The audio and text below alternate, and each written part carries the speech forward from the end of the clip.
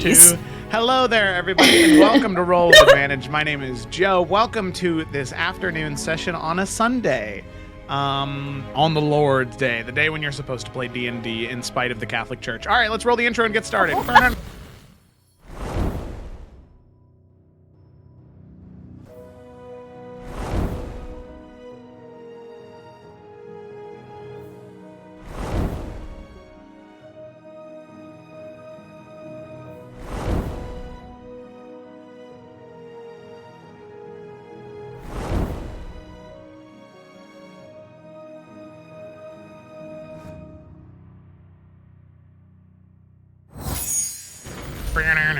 We're back. Okay, so let's go ahead and dive into today's session. Man, I am really washed out. I didn't look at my camera well enough. Ooh, I'm so pale.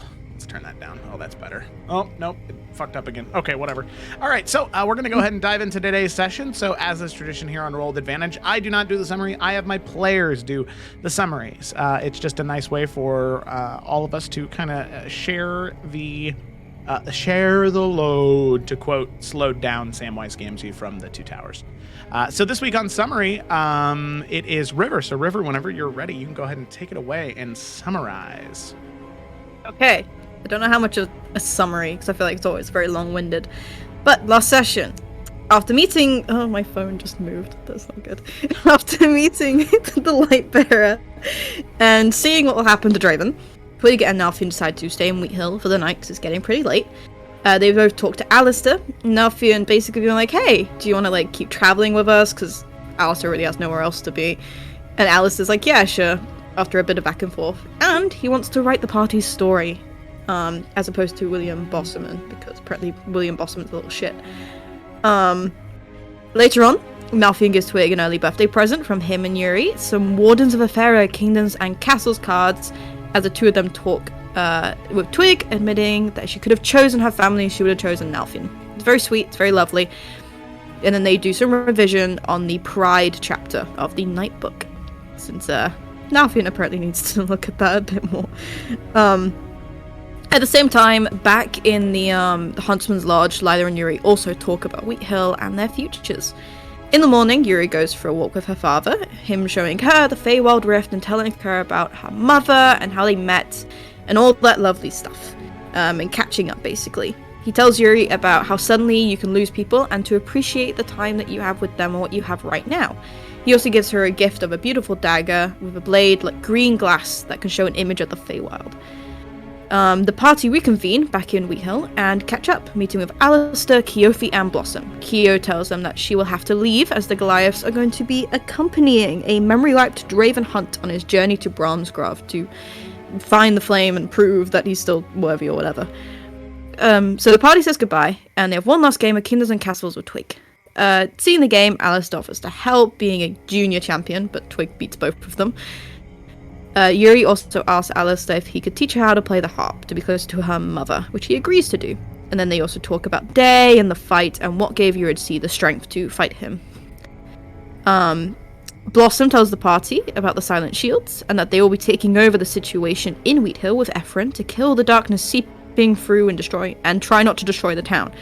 Blossom's also going to become a full member rather than an initiate and return to Tarkir, so she also has to say goodbye to the party.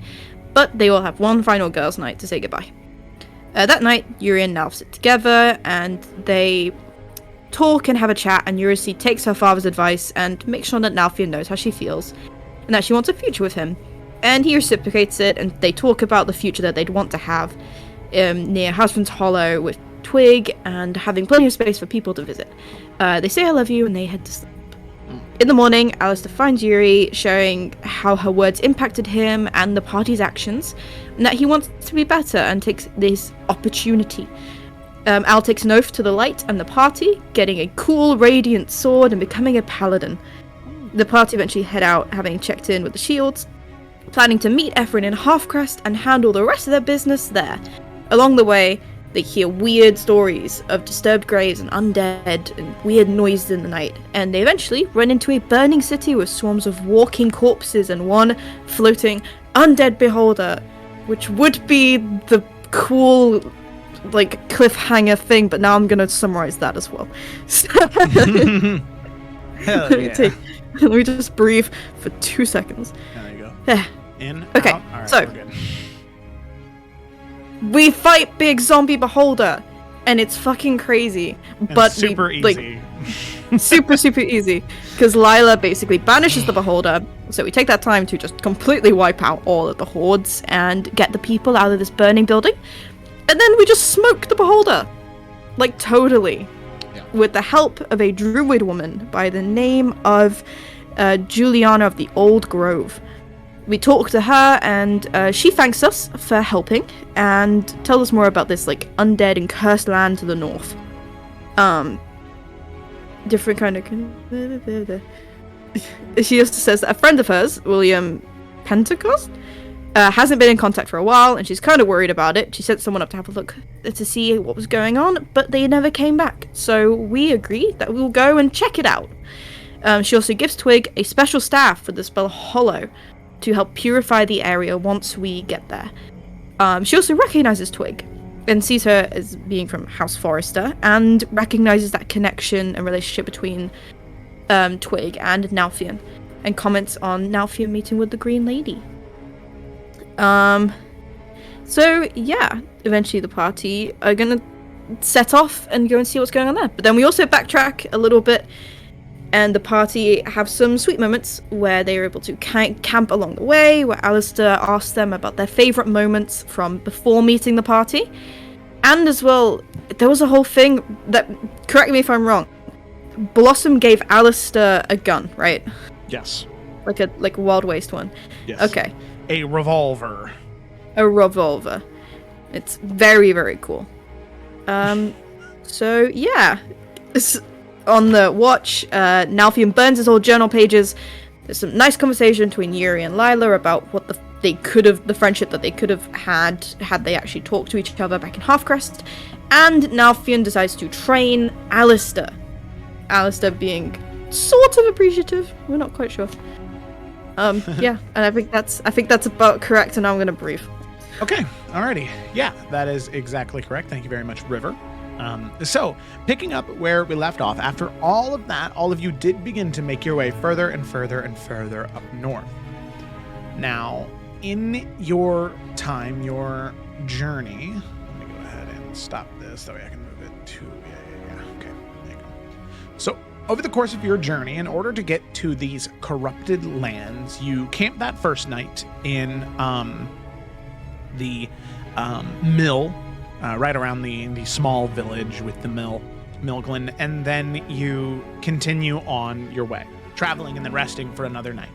And then eventually on the 11th of Stormtide, partway through the travel of the day, you can see there is a small riverboat and an impassable area surrounding you now. The riverboat is big enough for all of you, and due to the nature of this particular area, it's rather hard to traverse by foot, as the rivers and grasslands and hills begin to shift into marshy swamps, and these just terrible to traverse by foot.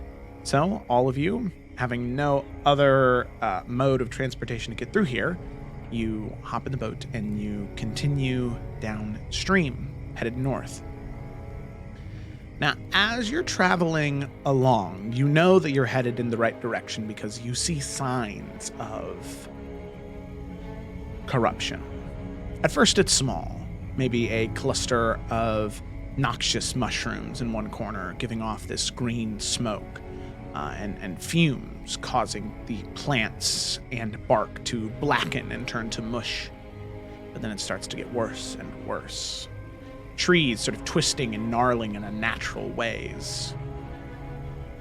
A corruption that, as you get closer and closer to where you know it, you need to be, probably within 5 miles of wherever you are headed, you can feel this corruption, not just seeping into the dirt and soil and water, but also seeping into you. And I would like each one of you, as you're entering this area, I'd like you to make a Constitution saving throw. Oh, geez. That sounds awful, but okay. Oh no. What's my con? Nice. That's a Good 3 roll for my. Twig. Oh, yay! That's a good roll for my first time with Lila dice. Nice. That's a total of 22. 22. Okay. Yeah.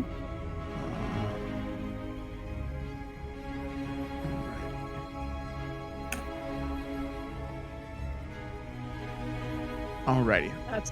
I got 12. 12. Okay. So everybody except Twig succeeds. Twig, what did you get? 3. Oh god. I rolled a 2, and I only have a +1. That's okay. So Twig, mark down that you have 1 corruption point somewhere. And What do these mean?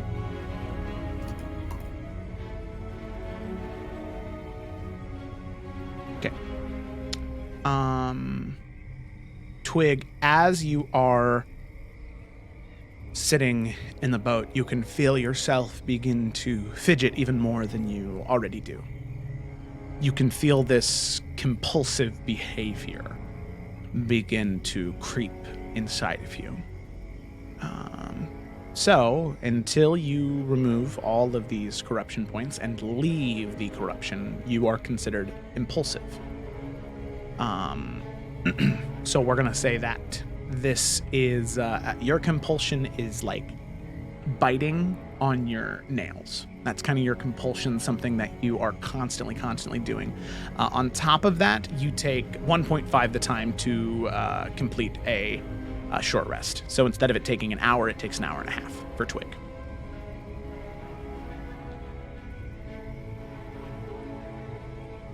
How does one remove these things? Or do we not know? You don't know. I mean, Twig's already pretty fidgety and nervous, so... Yeah, would we notice a difference in see. her? Or, like, would now be able to tell? Or maybe not? Just because she's usually kind of, like, always pulling at her, like, cloak and stuff. Yeah, I would say that it would be more so something that would be perceived if you, when next time all of you sit down to camp, Yeah. I'd say. Yeah. Right now, he probably wouldn't notice too much. Yeah. It's this creepy, weird place. Yeah. Just You got the stress of like the hollow spell and all that Right, too. yeah, So Okay. Got it. Alrighty.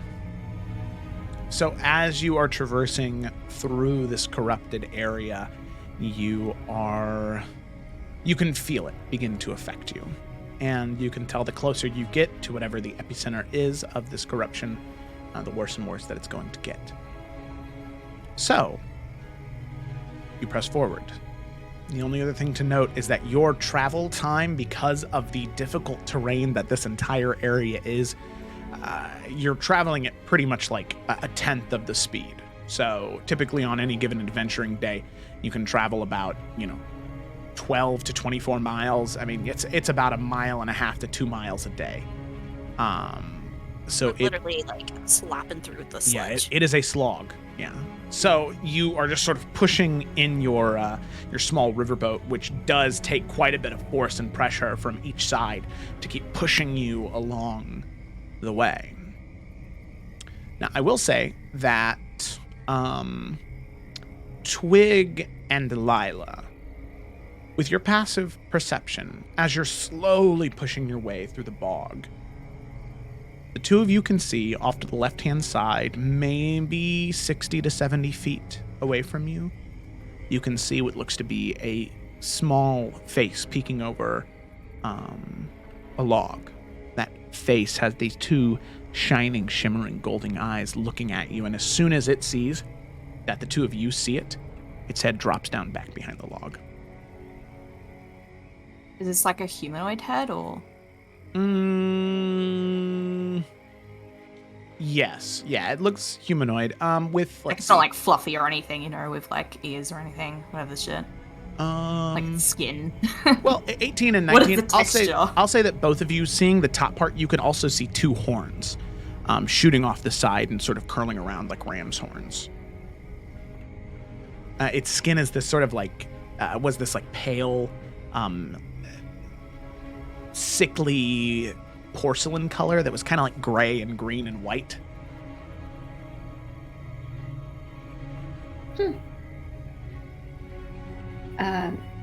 Lila will then turn to the others. We're being watched. I mean, I didn't really see by what, but it was from that direction. She'll like not like point aggressively, but like kind of gesture, you know.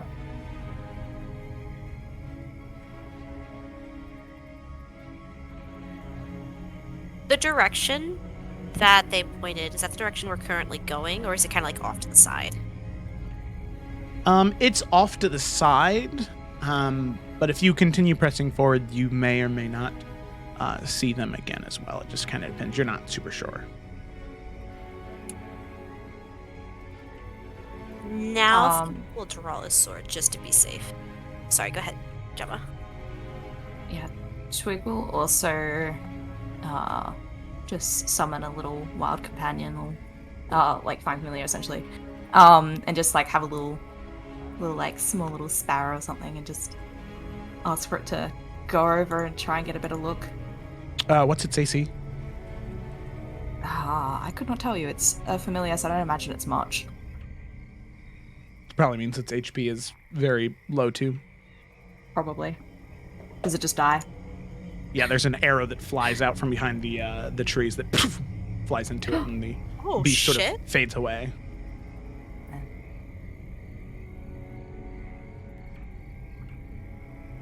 Alright. Does it say what its AC is? Huh. It probably is dependent on the type of creature you're summoning. That would be my guess. Oh, that is very true. That's how familiars normally work, isn't it? Yeah. Yeah. But yeah, I imagine like a little sparrow would probably be like nothing. So. Yeah. Nelfin would kind of stand in the boat, which you're not supposed to do, but he's gonna do it anyway. Yeah, 13 AC. For a bird. And kind of the direction that the arrow came from. Mm-hmm. You said we're kind of sailing towards it anyway, off to the side. Yeah, I mean, you're continuing on this like river path, and it's off to the side, but judging from where the arrow originated from, it's traveling the same direction all of you are. It's just doing so in the bog. Right. He'll say something. He'll just say, "Well, you've made yourself known. You might as well step out."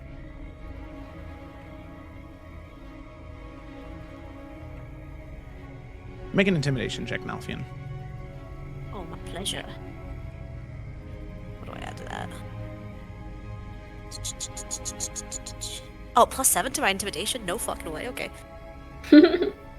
23. 23. Okay.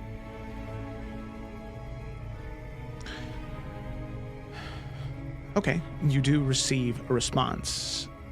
There's not a form that steps out from behind the outcroppings, but a voice that does.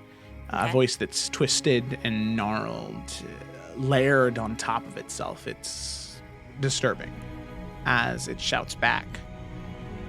No! No! I won't. You'll hurt Tenny. You'll hurt me. I know you will, just like the rest of them. Now Finn will, like, narrow his eyes, and he will sheath his sword. I kind of, like, put both of his hands up in the air. We didn't come here to hurt anyone. Maybe we can help.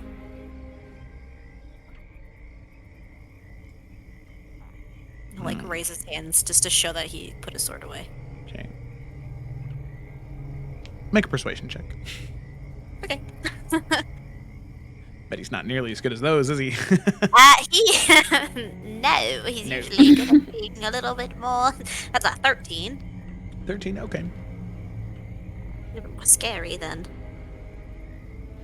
Yeah. If you're not going to hurt Tenny, then why are you here? Is he saying Timmy? Tinny. Tinny, okay. Or Tinny, like with an N? Okay. And that's no, William was the name. Okay. We are here because we are trying to find a friend. A William. What's his last name? Pentecost? Pentecost. Pentecost, yeah. A William Pentecost. He's been. He should be in this area. A friend was sent after him, and people are going missing. As I'm sure you can see, this place is very corrupted. We're here to try to stop that. And maybe you can help us. We can help Tinny.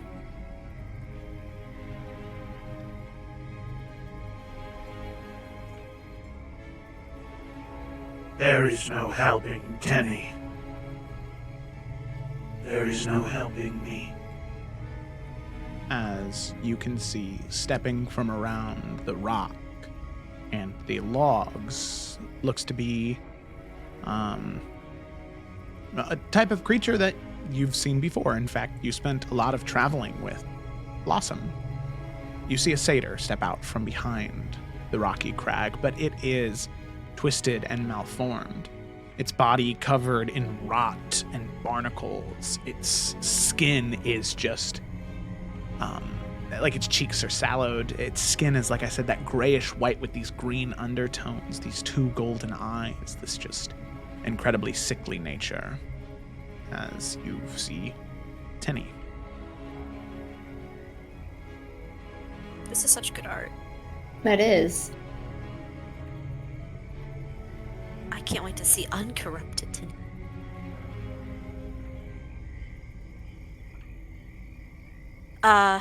Nalth's gonna kind of like look at the others, kind of acknowledging that this was the satyr friend that, oh gosh, I'm forgetting everybody's name. What's her name? Lady, Juliana. Juliana, thank you. Goodness. Right, because she did say her friend was a satyr that she sent after William. Yeah. Okay. Well, we were actually sent by Lady Juliana to try to find you and William. Could you tell us what happened? You don't want to find William. Why? William hurt Tenny.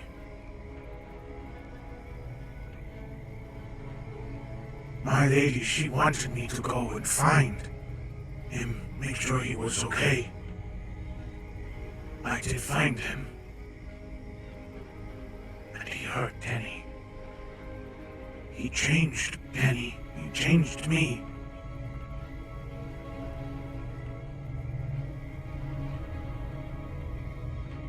Sometimes Tenny gets angry. I can't control myself. I eat. Doesn't matter what.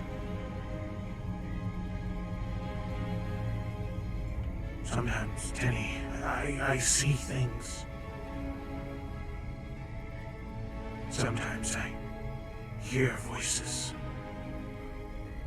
Tenny just wants help. No, you don't. You don't need help. You don't need anyone, Tenny. You don't. Okay, Tinny. How about this? Could you point us in the right direction where we can find William? We could help. We can take away all of this.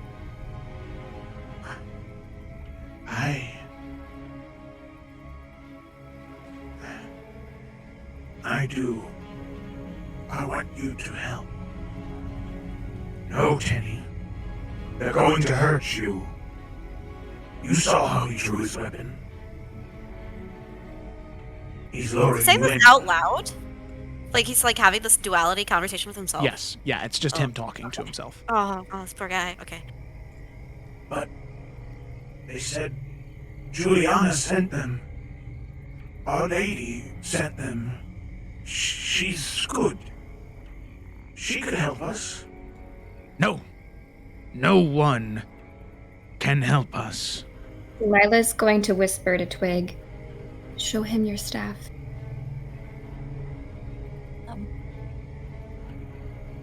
just so he can see it. Well, Juliana did send us with this. She's just gonna kind of like angle up the staff, because I imagine it's just been resting, like, long ways against the boat. Mm-hmm. She said that this would be able to help. And, well, if William's connected to this land and this land's sick, then, well, maybe that would help William and you as well.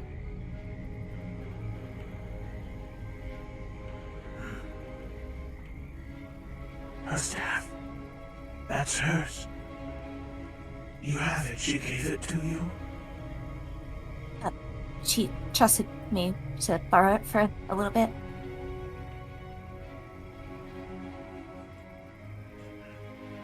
Tenny, you know what William did to you.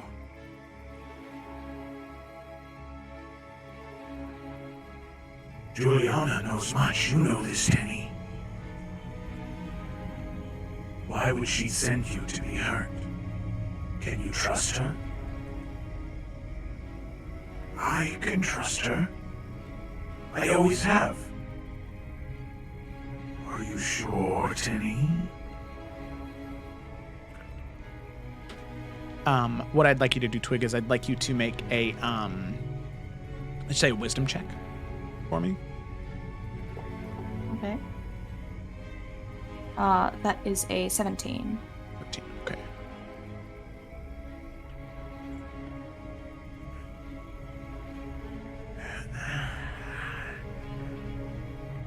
You can see Tenny kind of scratch at his temple and kind of hit his head a little bit and say, Just... you stay away. All of you.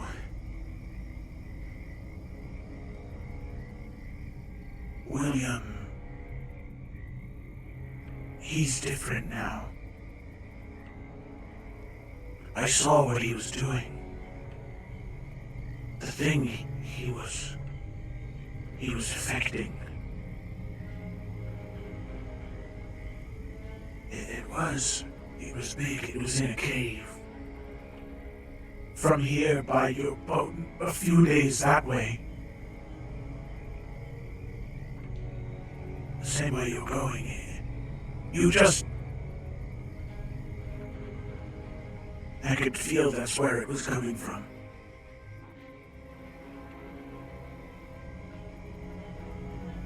Something was buried there long ago. Something that shouldn't have been uncovered, but William found it.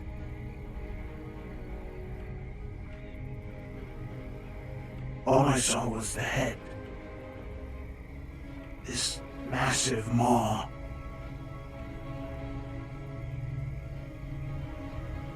A skull. A skull with rotted flesh and scales.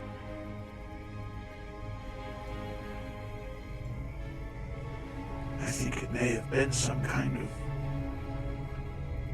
of dragon.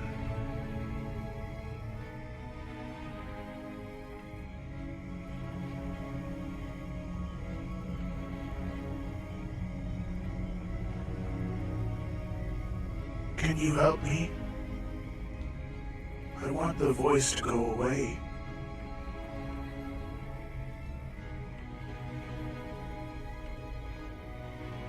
Please. We can. Lila's gonna turn to everybody else. I might be able to have a spell for him, but I don't have it ready today. I don't know if it would lift it immediately or if we'd have to wait for the hollow spell, but I think there's a chance. Nalfian would nod, kind of look at Tenny and say, would you be willing to travel with us just for a day? And we can do something about the voices. My friend Lila here knows something. You don't want Tenny with you. You don't want me with you. I could hurt you. If Juliana trusted you, I don't want to hurt you. Alright, could you travel at a distance in the same direction? And he'll point. And we can find you when the time is right. But if he knows where you're going,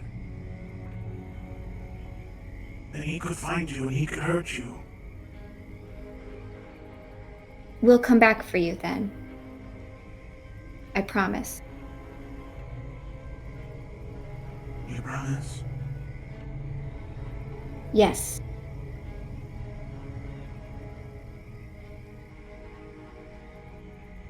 Alright. Okay.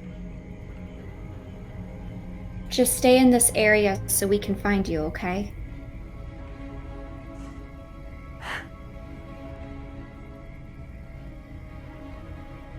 You hear them, Tenny? They're going to deal with what they want first. You know they could help you, that they could save you, but they're not going to. Just like Juliana. Always more important things than little old Tenny.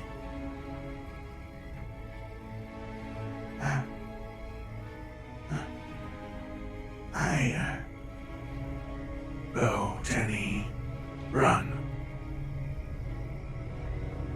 You've helped them enough.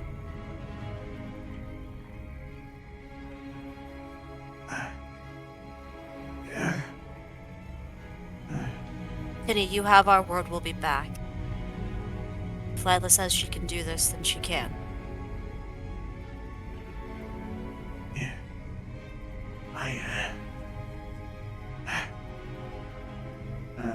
And you can see him scratch at his head and knock on it a few more times. And then as he kind of like pulls on the like loose matted hair, a chunk of it comes out.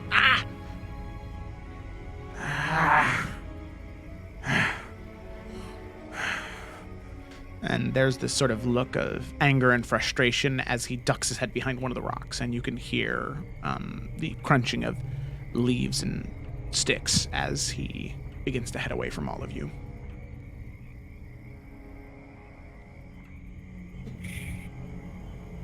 We should hurry.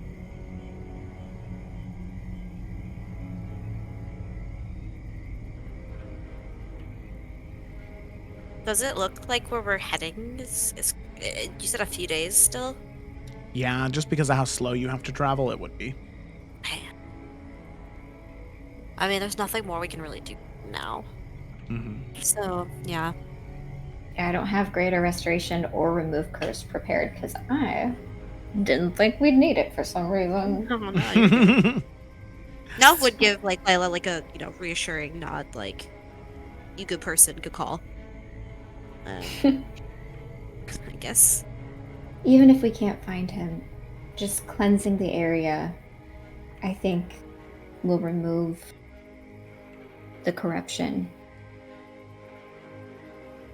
Something will give. It has to, right? Yes, I'm hopeful. Let's keep moving. Enough will push us away from the edge and sludge forward. Okay, alrighty. So you do continue through another day of travel, Tenny being kind of happening right around noon. But eventually you moving throughout the boat, or moving on the boat throughout the river, eventually it does get to a point where you've traveled about as much as you can, and the weirdest thing is you didn't notice it initially, but there is just this perpetual state of dusk in this area where there's no visible sun. There's still illumination to a degree, but this lingering darkness that hangs over the entire area, where there is no sun, there is no moon. It is just that middle ground where there's just no source of light visible in the sky. And it is uncomfortable and makes it hard to sleep. But eventually you get to a point where you can push on, yes, but all of you will suffer a point of exhaustion. So best thing you could do in this moment is either take the point of exhaustion or kind of pull the riverboat up against the shore and then camp inside the boat. Which is uncomfortable to say the least, but it just depends what you want to do. I say we camp inside the boat. I can then, like, prepare spells differently as well for Yeah. the situation. And now wouldn't mind taking, like, first watch. Okay. Will I need the watch? Yeah, we'll definitely need watches. Oh, yeah. Okay. So yeah, we'll pull off, maybe, like, drag the boat up a little bit, so we don't, like, float off. Yeah. Did anyone have any objections to taking the long rest, though, or should we go on? Because I think we should take a long rest, but I didn't know if everyone else thought. Yeah, no, differently. definitely long rest. Okay, cool. Cool. I'll start managing my spells. Lila can also take a watch. Happy to do so. She can either take first with Nalf or second with someone else. Either's fine. Yuri's got to be up for one of them at least, because she only sleeps 4 hours. Yeah. Okay. So Yeah. Go ahead, sorry, Joe. no, I was just gonna say. So we have would that be Nalf and Lila on the first watch, and then I suppose we'll do Yuri and Alistar on the second watch, because I don't think Alistar would forego. I don't think that he would force a kid to be on watch. Yeah. That sounds good. Seems a little fucked up. Okay. Alrighty. So, with that, all of you settle in. The Just sound of settling. the bog and the swamp settling in around you. So with that, the rest of you try your best to sleep while Lila and Nalfian, you stay awake for the first watch. So I'd like both of you to make a perception check as you get into the watch. Cool.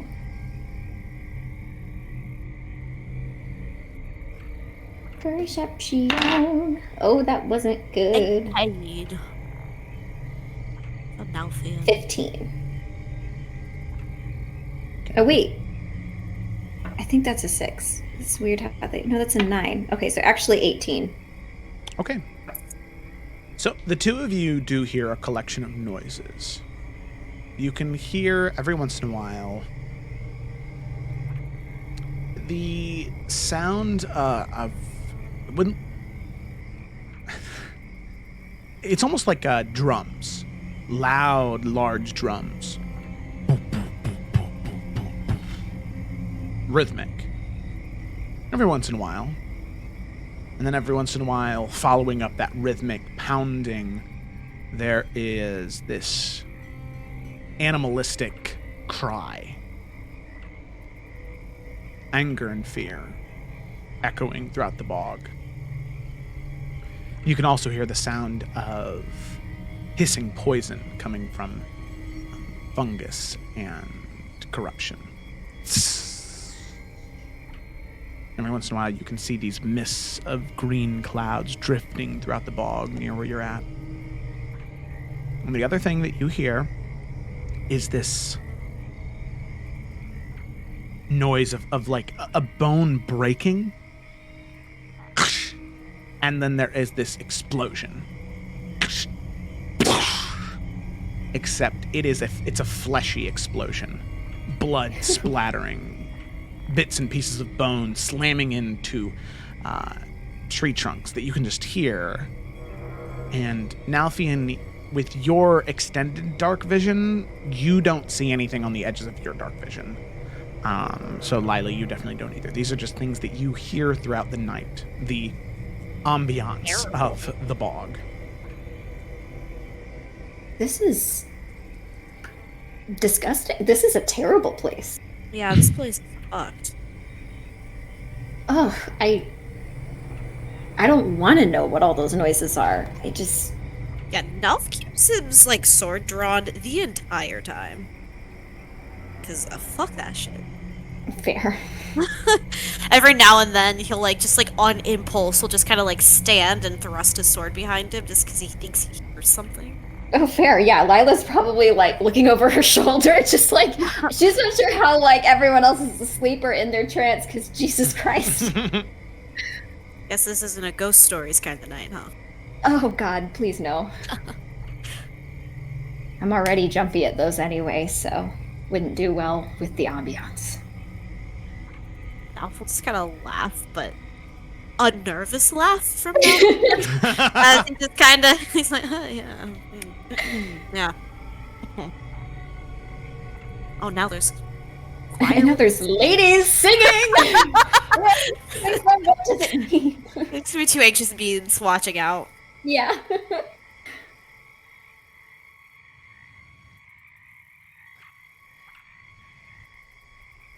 Okay. Alrighty. So are the two of you having any further discussions, or is that about it? I think that's it on my part. Yeah, I mean, maybe I would ask, what do you think happened to William? I know you guys have dealt with necromantic things in other places. Is this familiar? Parts of it sound familiar, but there's a possibility that whatever was found, that was buried, could have something to do with House Markle, could have corrupted him, therefore William began, I don't know, acting as a sort of a siphon of this energy. I think we just need to prepare ourselves if we find him, knowing that it's not really him. I'm not sure if there's a way to save him from it first. I hope so. I hope we can bring him back. I just worry about the state we're gonna find him in. It feels familiar, but at the same time, I don't think we've seen it this bad. Have you ever felt that creeping feeling? I don't know if you felt it, but I felt like this creeping, crawling, like, I don't know, almost like something trying to, like, take hold of you. Yeah, when we were first coming in on the boat, felt like somebody was breathing down my neck more than once. Tried my best to push it off, but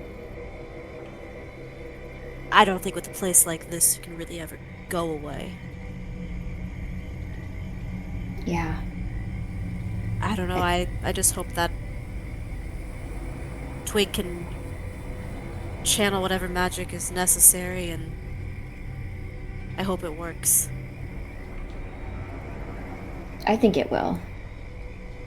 I just don't know how long staying here is a good idea. I'm glad we rested so that I could kind of correlate what I can do better, but I think the less time we spend here, the better it will be, not just for this place, but for ourselves. Whatever happens with William and Tenny, we just need to watch ourselves. Can't let that happen to us. So I agree. The sooner we can get Twig to the right location, I know she can do it. I just hope there's no snags along the way. The sooner, the better. Yeah, and Lila will just kind of nod and continue to be, like, on edge. Yeah, same. Now we'll just make sure their fire is pretty roaring tonight. Mm-hmm. All right. Amazing. So that the two of you continue on throughout your watch. And I'd say with both of you with an 18, as you're looking out in different directions of the ship, of the small boat, it's definitely a boat, it's not a ship, the two of you can see at the very edges of your vision, Lila, and the edge of your range, Nalfian, you can see that The wind is still in this area, but the trees move and shake. A few feet to the left and a few feet to the right. Every once in a while, you think you see these dull green eyes look at you from the bark of a tree, and then as you blink, they fade away. Nothing approaches you or attacks you during your watch, but it's just something you notice. Did you see that? Please tell me you saw that. Yeah, I saw that. We just gotta make sure the others are really paying attention tonight. Yuri, I trust. Alistar needs to focus. I don't think Now- you'll be able to focus on anything else tonight. Now I'm just gonna, lock eyes with a singular tree. A blinking contest with a tree. I'm sure he'll win. As the two of you finish your watch, I'd like both of you to make Constitution saving throws. Oh Hey, a good thing Nelf has +7 to those. no. Now that's a 6. That is not a 9. That is 9 total. Nalfian? 24. Alright. Nalfian succeeds. Lila does not. Die.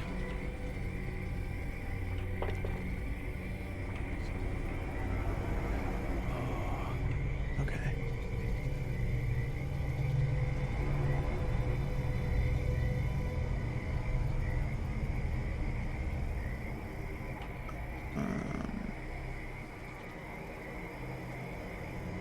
Sorry, I just want to make sure that I've got the...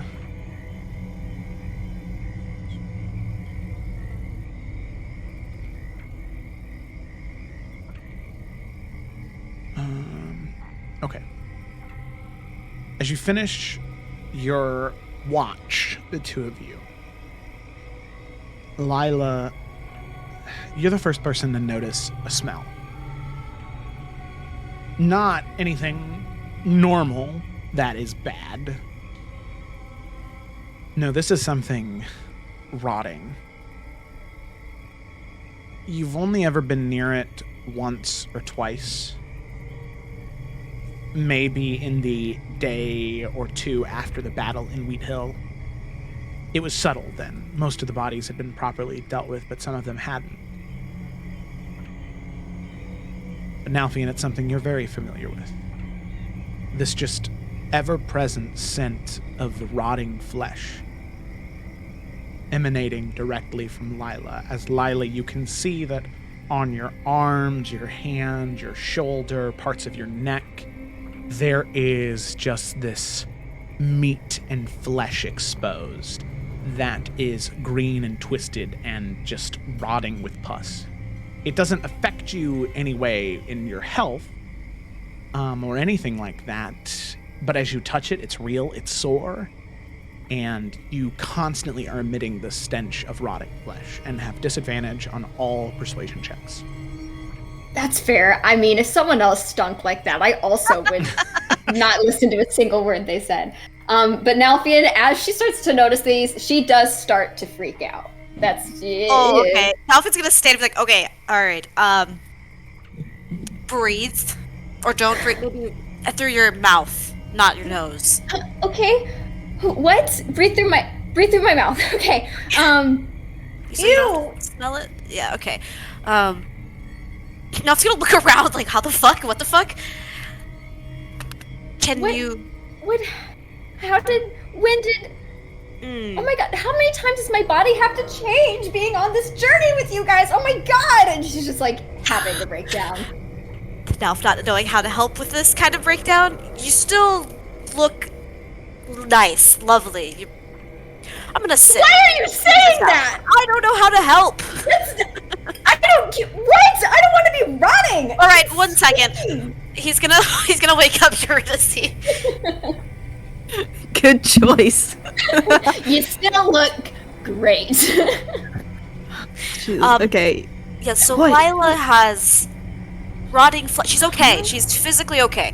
But there is flesh that is rotting that is on her, and it smells atrocious. Okay, Can we? okay, Yes. okay. All right. Nell's Right. gonna help her up. She's like waking up, like blinking, looks at Lila. Oh, okay. Right. I stink, Eurydice. No, no, mm-mm. She's gonna take Lila by the shoulders. Look at me. Look at me. We're gonna breathe through our mouths. Said that. We're just gonna breathe. Okay. Okay? All right, we're all mouth breathers from here on out. Okay. Okay, now, your arm, right? It's probably going to be okay. This place is weird, and we have so much healing, and we're gonna be back out of this place at some point, and it's all going to be okay. We have dealt with everything up until now, haven't we? Yeah. Yeah. So this is gonna be fine. Should I try removing it tonight, or should we wait? If you want to try, you can try. Can you cast something right now? Joe, would I have to wait till she sleeps? Yeah, it's every dawn that you pick up Okay. your Okay.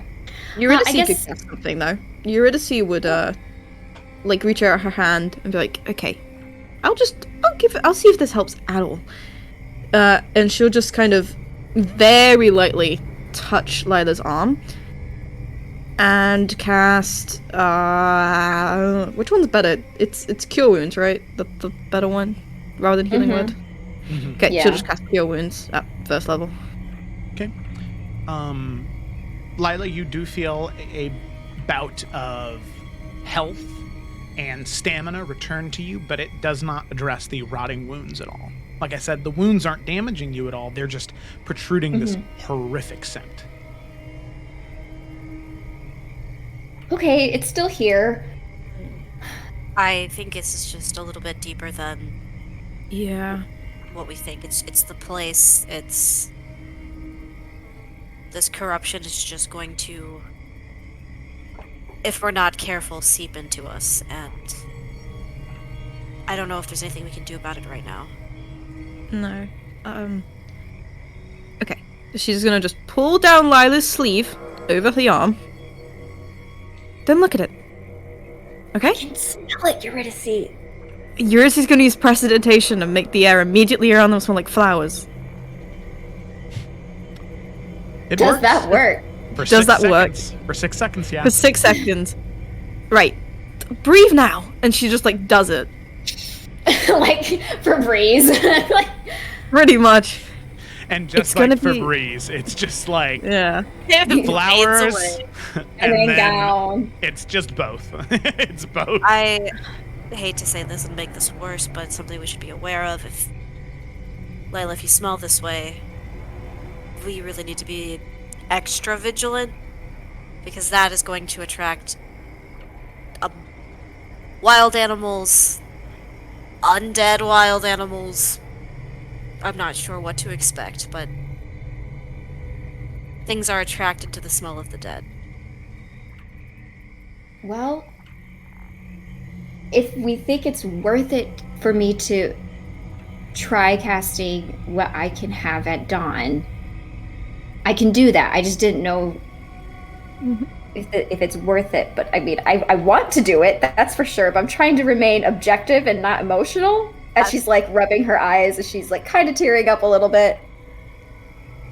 Yeah, no, it might be a good idea. Okay, we can try that in the morning. Okay. Okay? It'll be fine. This is the worst.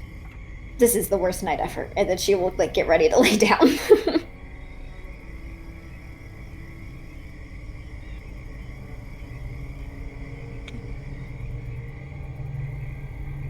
Righty.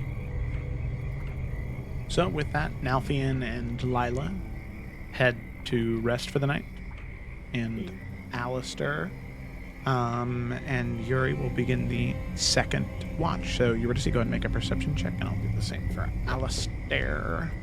Ooh, I got new dice, so we'll see if this dice is any good.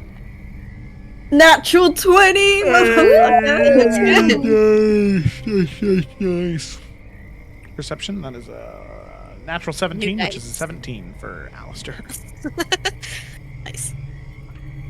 Okay, so Nice what's for the this. total, Eurydice? Is it? It's 25. And then plus 35. 10 with yep. Yeah, 35. Okay, 35. So, you and Alistar do notice, both of you notice, the same noises that the other two had reported. However, Eurydice, yours goes a step further. Whether it be the divine light from your spear, or maybe it is some type of divine sight that's given to you in that moment. But you can feel your sight extend further, piercing through this shadowy veil, getting a much clearer image of the things that's around you. The same thing that Nalfian and Lila had said, those eyes, dull and green, in the trees, eventually fading away, the trees shifting and changing. You get a very clear look at what one of those things are. It's a creature that's skin is bulbous and rotted. It blends seamlessly with the bog and the sickly bark. It's slow, but you can also see emanating from these spores all over its body is this gas, this mist that just lingers around it, almost blending in with the fog. You can see that its form looks fungal.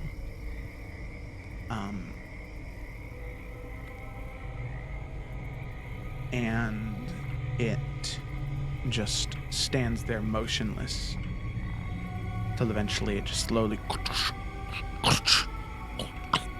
just moves and shifts off to the side. Let's see. Yeah, I would say that it's a lot of the appearance is very like cordyceps. I'd say that's the predominant fungus that you can kind of recognize there. I mean, this is awful. Yes. Good. But that is definitely what you notice. And as far as you can tell, there is 4 or 5 of them that are within 300 to 400 feet of you. They're not moving, they're not attacking, they're just sitting there, watching. Menacing. Yes. Yuri would point this out to Alistar. She's aware that he probably can't see them, but she's just going to make sure that he is aware of it. All right. Yeah. And he's just gonna pull back the hammer on the revolver, just ready to take a shot. Don't provoke anything, because they're not coming for us right now. If we just leave it, maybe they'll just leave us alone. Oh, all right. And he'll uncock the hammer on the revolver. Okay.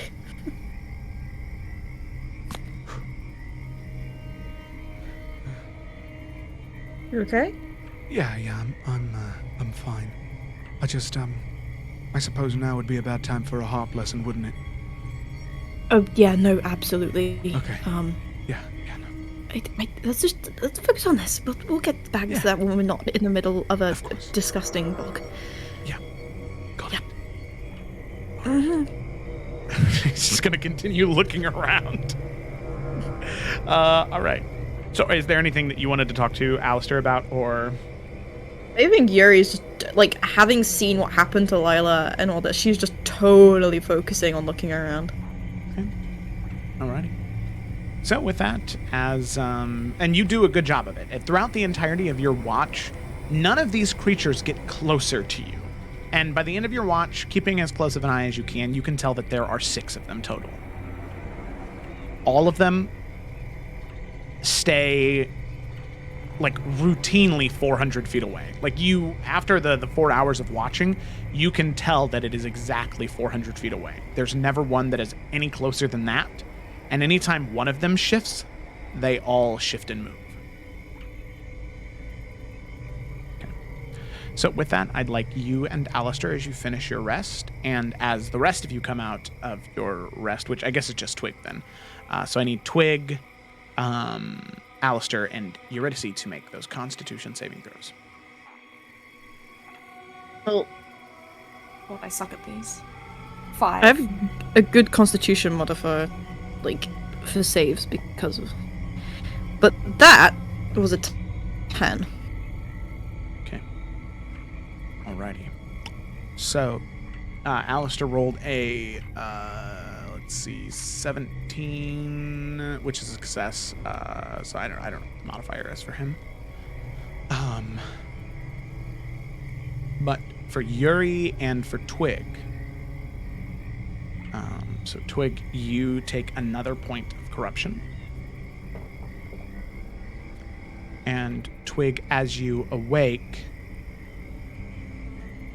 not only can you feel yourself sort of chewing on like the sides of your fingers and sort of ripping at your nails, you can feel yourself angry, frustrated at the situation. You just want to hurt something. You want whatever's doing this to stop. You're angry, you're reckless. So, as you become reckless, you become impulsive in the face of dangerous situations. The first attack made against you in any combat encounter has advantage on the attack roll. So this is right at the top of a combat encounter. It has advantage against you. So currently, Twig, you are reckless and compulsive. Dangerous combination. Eurydice, as you finish your watch. Oh no, my D8. It fell.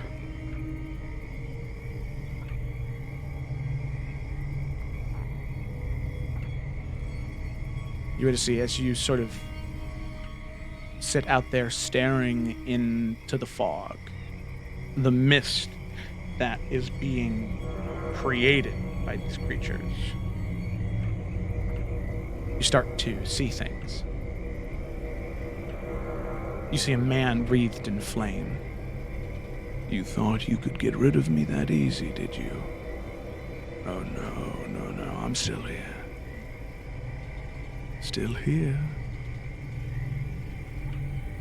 Eurydice? Where'd you go, Eurydice? You can start to hear your father's voice call out. I need you, Eurydice, please. Come back home. Where is my dragon? What did you do to him? And you can feel all of these different voices, these shadowy figures appearing all around you. As Eurydice, you begin to suffer hallucinations. Strange visions and sourceless whispers occasionally tug at your perception. Because of this, you know that they're hallucinations, but they're giving you disadvantage on any of your wisdom perception checks. Okay. So you can fully realize that they are not real, but they still are affecting you. And you have At 1 some point of point. corruption. Oh, love that for me. At some point, Yuri would, like, as she starts feeling that, she'd probably start covering her ears at points, or, like, looking down so that she can't see them. Is it morning now? All of you feel as rested as you can, but the amount of light has not changed at all. Gotcha. It Just looks kind of exactly misty. the same as when you slept. Yeah. Nalfian kind of like waking up, noticing a clear shift in everyone around him. Wait, so only Alistar and Nalfian have not had any points of corruption, right? Oh, correct. Okay, Alistar. Yeah, just like observing everybody. I mean, Lila stinks. Twig looks. At this point, we can notice that she's like. Oh, yeah. The two combined. Yeah, Twig's eyes are sort of darting every which way. Feral squirrel. Like, tightly gripping onto her crossbow and the staff, just like, ready to fucking go. Like. And Eurydice just looks like. She's like, her mind is somewhere else, right? Yeah, head bent down, covering her ears. Yeah.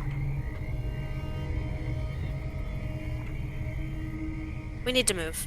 We Well- need to get out of here. Let me. And she will, like, calmly try to approach Twig. Honey, can I help you? It's time. You move. It'll be super quick. Just hold my hands. And she will offer the hands out to her. She kind of like look down and look back at you for like, you know, a couple of seconds and then just reluctantly offer them. Okay. First, she's going to try remove curse, and then if that doesn't work, she's going to do greater restoration, but that is my only 5th level spell slot, guys, so we can only do one person. So let's hope it's remove curse. Yeah. All right, I'm going to cast it. Does it work, Joe?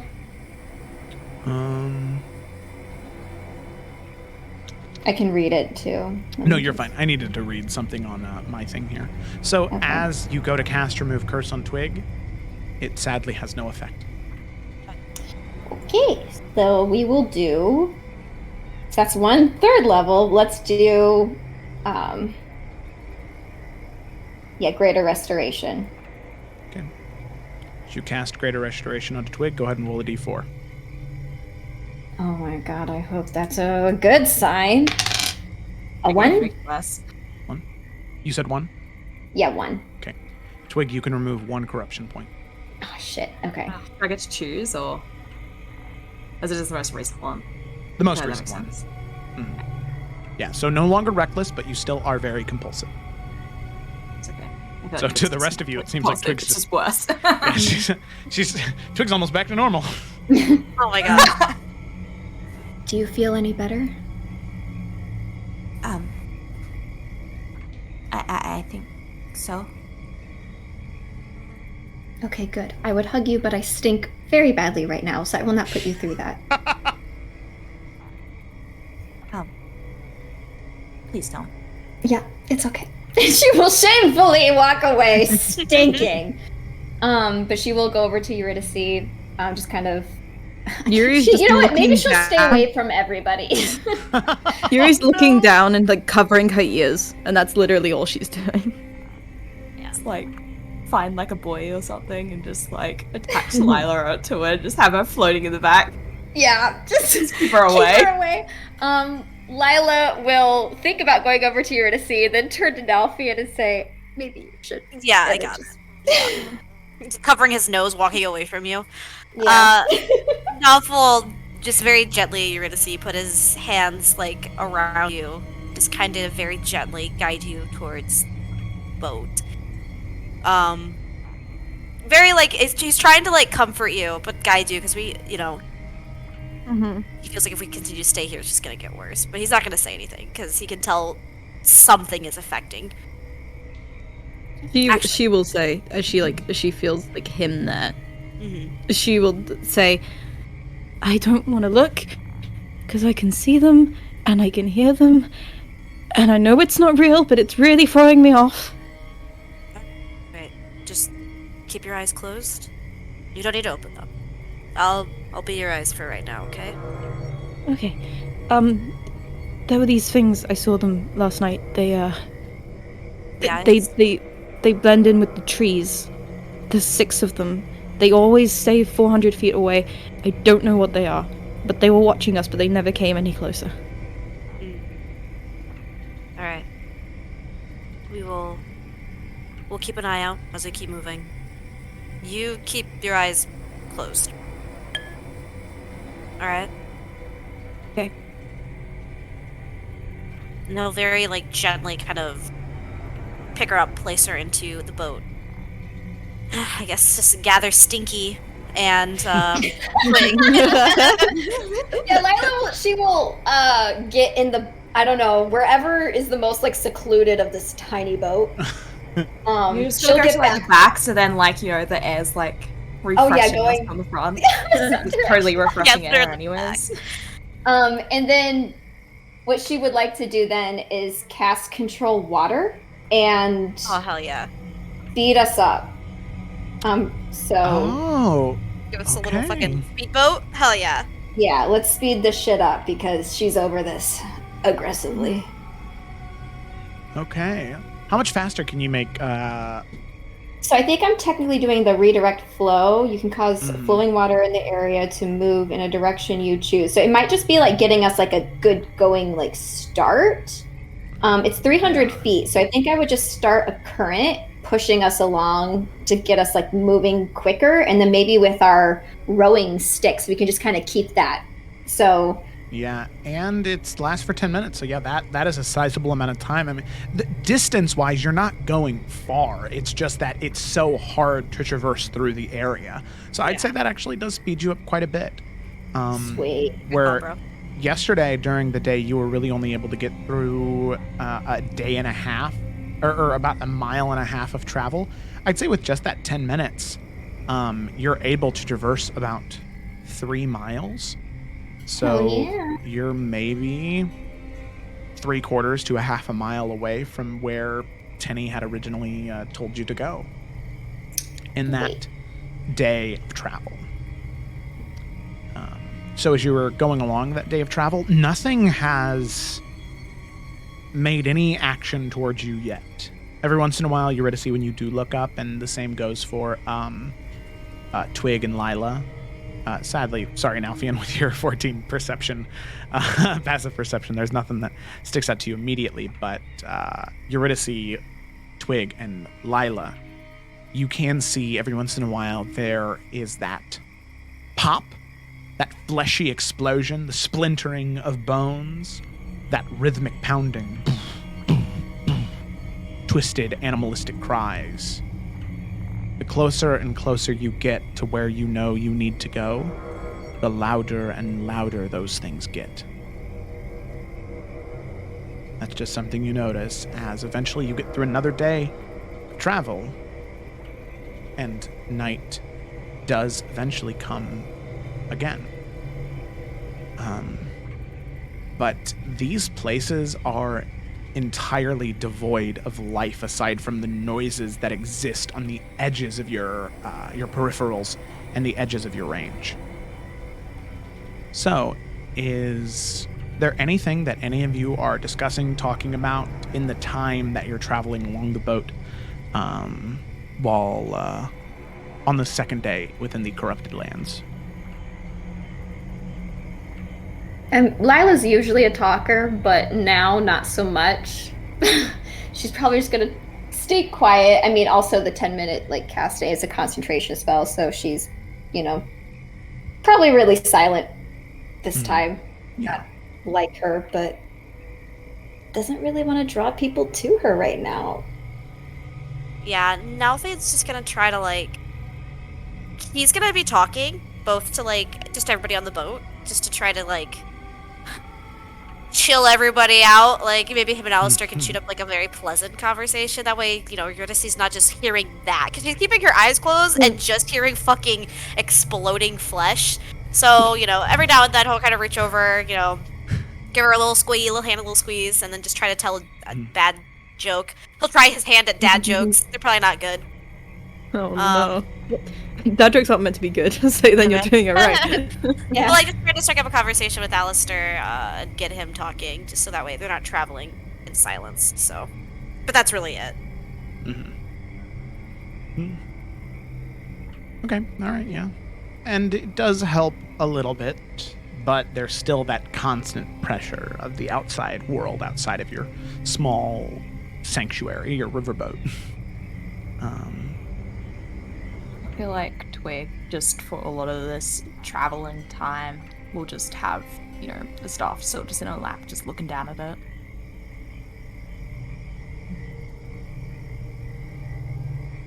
She's red.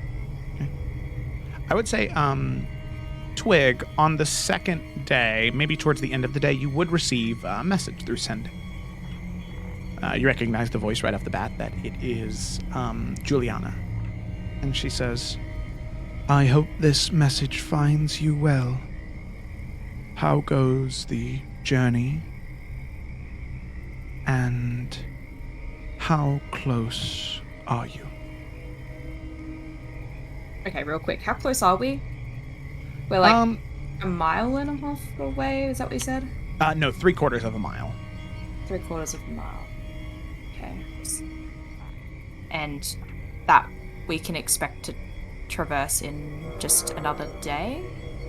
Yeah, probably halfway through the next day, especially after if Lila uses control water again, wherever this I will. corruption is sourced, you'll get there tomorrow.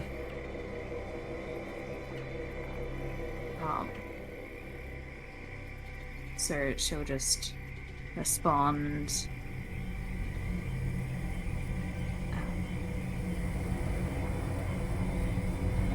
We should get there tomorrow. The land's really sick. And it has also affected Tenny.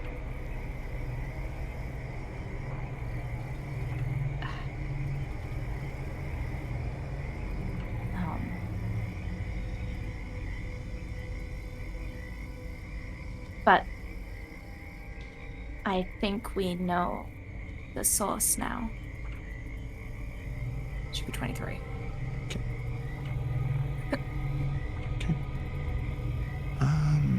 You'll receive one more sending. Just stay safe. And when you find it, remember, the staff is there to help you. You just need to let it.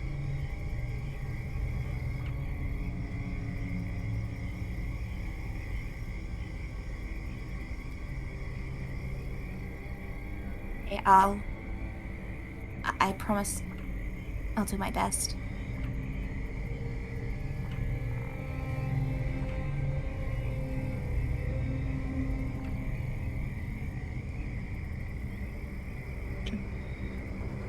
Alrighty. So eventually all of you head in to your second night of travel in this particular area. The watch is staying the same, changing up a bit. I think now Yuri should go and watch with someone who can actually, like, is better with perception rather than just Alistar, because Alistar also doesn't have dark vision, I don't think. Nope. Yeah, Nalth can go for, watch with Yuri. Okay. And then Alistar and Lila. Woo! Woo! All right. First watch, Nalth and Eurydice. Eurydice it is. Dice. Okay. It's with disadvantage, right? Yeah, all perception checks are with disadvantage. So, Nalfian, Eurydice, make your perception checks. 21, baby! 8. Okay. Nalfian, you do notice a few things, which we'll get to in a second. Eurydice, however, there is just this constant, now it's not even definite. It's dissonance. It's just these harsh whispers near your ears, around you, behind your head.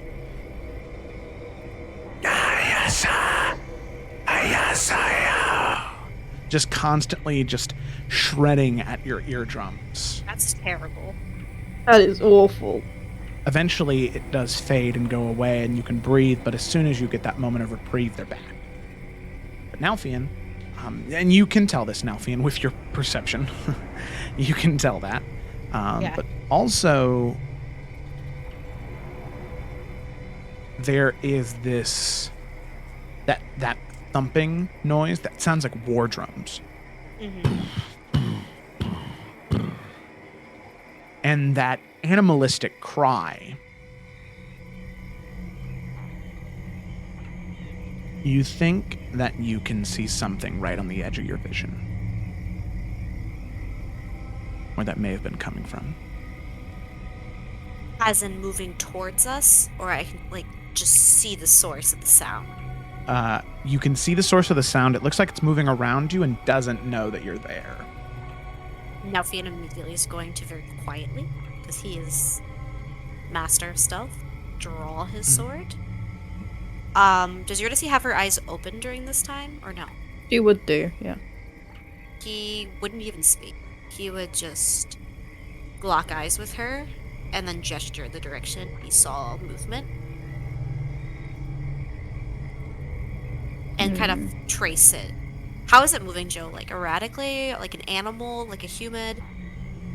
It is not human, sorry. It is definitely an animal, but it is some type of monstrosity.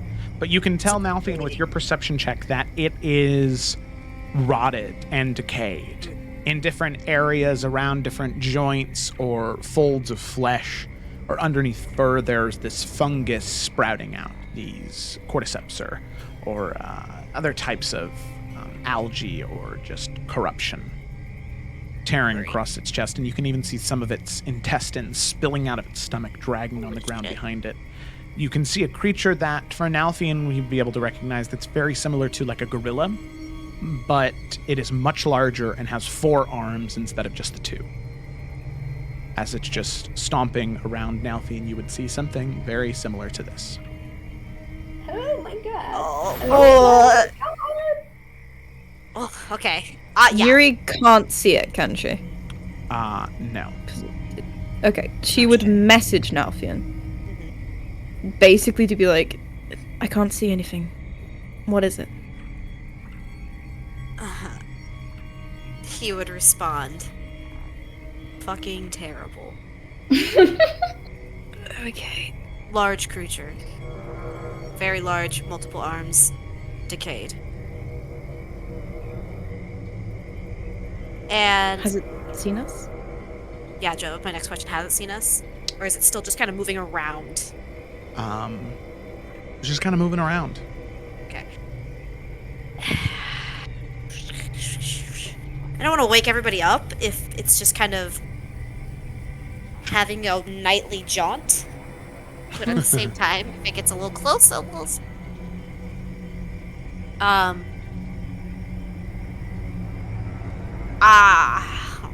just kind of like watching. Go ahead. Yuri will message again, because she's trying to stay super quiet, because she doesn't fucking know what's going on. Wow, it's good to have this conversation in the head. Yeah. And she'll say, whatever it is, if it's not coming towards us, then we just leave it alone. Those other things last night didn't come anywhere near us.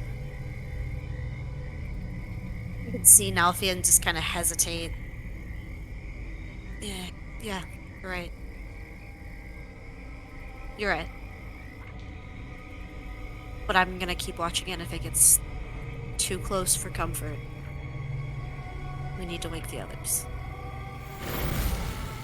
How far is it right now, Joe? Maybe 60 or 70 feet. That's really close. Well, Nelf will mention that. Nelf will also snuff out the fire. Idea. Yuri has control fire, so we'll control flame, so she'll just put it out. Yeah. Okay. All right. And you can see it takes its few steps. And we'll check for it. You can see it come up, and you get a good look at its face now, Nalfian, this sort of skeletal, bony appearance, except its jawbones and underneath its mouth and on its teeth just wrapped with this spiraling, viney fungus. As it looks around, lets out this monstrous cry, beats on its chest again, waits for a moment,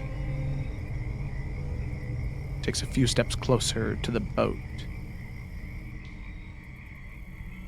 There's a fleshy explosion off in the distance. Creature turns and begins to walk away from the ship. Nalf and Yuri collectively sigh of relief at the same time. Yeah.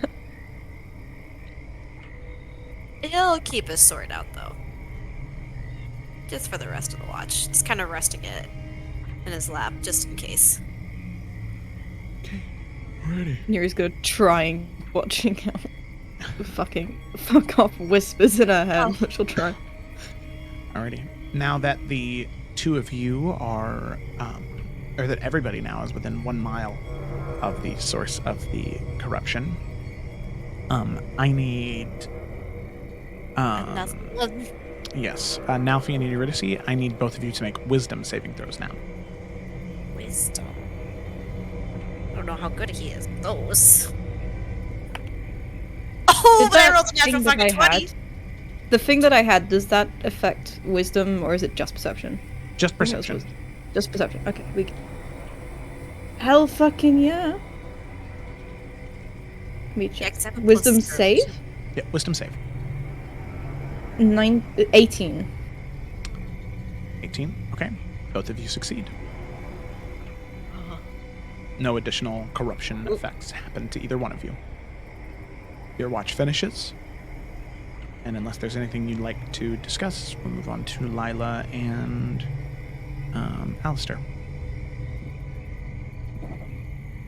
Now we'll just kind of give her a little bit of comfort as she goes to sleep. Yeah, we got to sleep. Okay.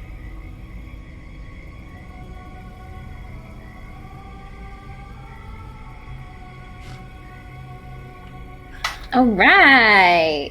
Sorry, I just saw John's message and watching in his own VR theater. That's so nice. All right. Amazing. Okay. So with that, Lila and Alistair, you begin your watch. I'd like you to go ahead and make a perception check. Alistair will do the same. That's a 5. Ooh, that is a 14 plus 9. So good. That is good. Math is hard. 23. Also, Lila's sitting far away from him with her nose plugged. Yeah. Alistair kind of like took a bit of fabric and cloth and kind of created this like makeshift bandana and has it like wrapped around his face. She'll like give him a thumbs up and like a little wave as well. Do you... Lila, do you want one? I have an extra if you'd like it. That would be great, thank you. Yes, of course. Well, as much as I think the nasally voice works for you, this might be a little more comfortable. And he'll No, throw, it would be. throw the bandana your way. Perfect. It works She will about put as it. well as a bandana with something smelly does. It's like better. Yeah. Cool. Yeah, I got a 23 for my perception. So 23, scanning around the area, doing your best to try and see anything you can. You can see the same thing Yuri talked about that evening, except now it is, and the same thing you and Nalfian had seen that evening as well. Now you just see one set of green eyes. Every once in a while, opening, closing, shifting and moving, then opening somewhere else and then closing and doing that. Staying well away from you, but still lingering on the edge of your perceivable vision. Yeah, she won't bother it. Don't want to mess with whatever's in these parts. Okay.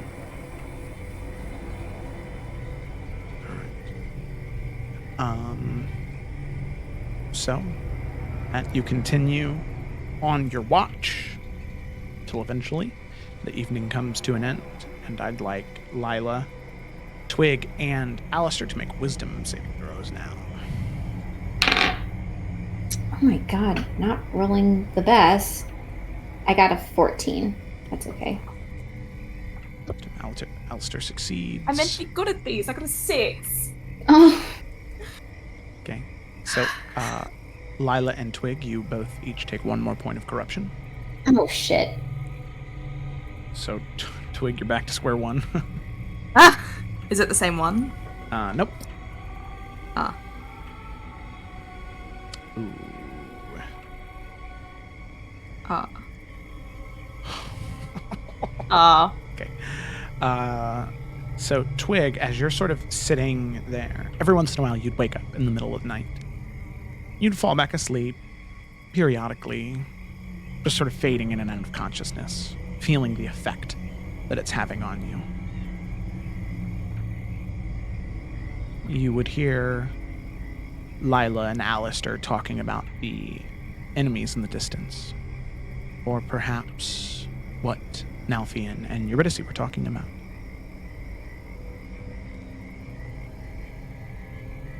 some giant creature, 4 arms, entrails hanging out of its stomach. You saw it yourself. You woke up, very briefly looked up, and you could see it. Clear as day. You're shaken to your core by the idea of having to fight one of those things. So, for the time being, you acquire a mild fear of,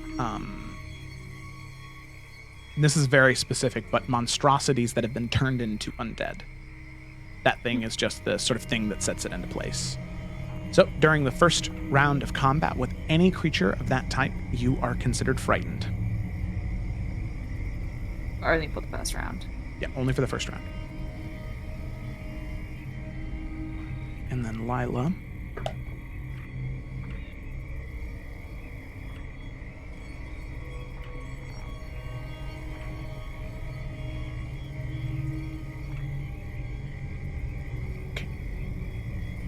Lila, you start to get angry, frustrated, flustered. You can feel the tension of your bowstring, and you so badly want to knock and release arrows at your enemies as you become reckless. You become impulsive in the face of dangerous situations, and the first attack made against you in any combat encounter has advantage on the attack roll. So she's feeling like angry. Yeah, you're feeling very reckless. You just want to fight something so bad that you are kind of setting aside your own personal safety for it. Okay, she'll turn into her summer green form then and be reckless. So. Okay. Alrighty. Cool. So with that, all of you awake. And you push off, right? Yep. Yeah, and she'll use the control water again to speed us along. I'm trying to think if she would, with the state of mind, think about casting Greater Restoration on herself or Twig, or if she would be just too wrapped up. Oh, yeah. Mm, So I leave that up to you. I don't know. We got the whole boat right. I feel like... I don't know. Nice. She'll probably just be angry, I would assume. Just sit there being angry and irritated. We would notice, right? Like, we know Lila pretty well. Yeah, she's Lila's a different usually super color. nice. Okay. She's also a different color, yeah. Yuri would, like, go and, like, sit next to her. Are you okay? No, not at all. What's wrong? And you can kind of see her just, like, clenching, like, her bow. I just don't feel at peace, and her hands are kind of, like, writhing a little bit.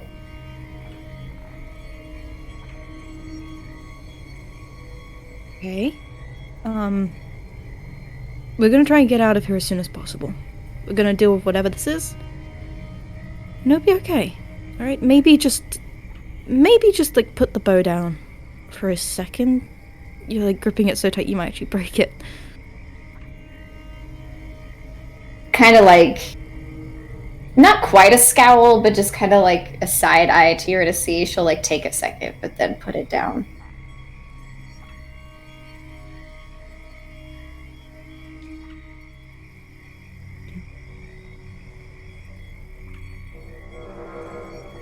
Alrighty.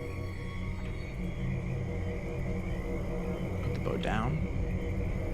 And you continue on your way. Lila is sitting in the back of the boat. You cast Control Water. And you continue on your way. Now you know that using the spell that well within the time of today, you will be able to close in on wherever this source of corruption is. and you can feel it. I'll say that with those 10 minutes, let me go ahead and move the time here. There we go. Picking up 8 a.m., 9 a.m., let's say 10 a.m., sure. Okay. So with that, eventually getting at the end of those 10 minutes, speeding through this area, trying your best to push the boat forward, using the oars and paddles to continue to get you as far as you can. Eventually, you can feel the air shift and change. Where there was little bits and pieces of light just lingering about, now you can feel that there is just total darkness surrounding you. It is dark and cold, but it is wet, and there is just this pervading smell of rot all around you. As you can tell that probably, based off of how far you've been traveling, you're about 500 feet away from wherever this source of corruption is. And as you get within 500 feet of the source of corruption, I need everybody to make a wisdom saving throw. La, la, la, la, la.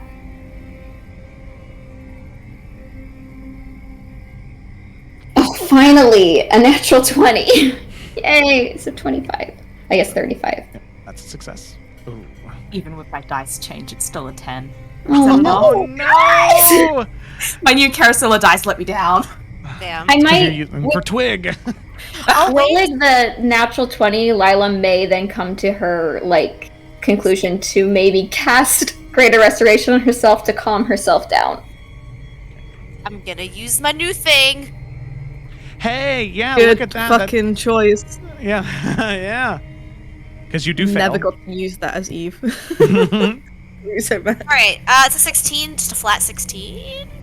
16. Okay, so Nalfian, that is a success. So that means just Eurydice and Twig fail. So Eurydice and Twig, you gain an additional point of corruption. Eurydice, you should be up to 2 now, right? Oh no. Yep. Okay. Second point of corruption. Oh. Eurydice, you can feel something, maybe some type of rot or moisture begin to collect in your lungs as it becomes incredibly difficult to breathe. And every once in a while, you find yourself coughing or hacking up blood to a very, very, very painful degree. As you develop this uncontrollable cough that creeps up on you every now and then. You have disadvantage on any stealth check. Okay. Okay. Twig, however, you can feel in this moment the corruption begin to seep in a little deeper, breaking past that surface level, gnawing at something more. As you become moderately corrupted, as opposed to just mildly.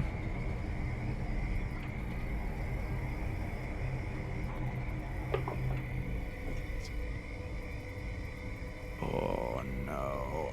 Oh. That was gross. Okay. So, Oh no.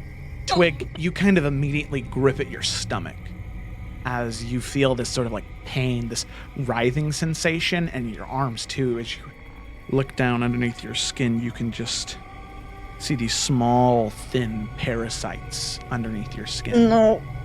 As parasitic worms infest and writhe through your innards, any hit points regained through spending hit die are halved.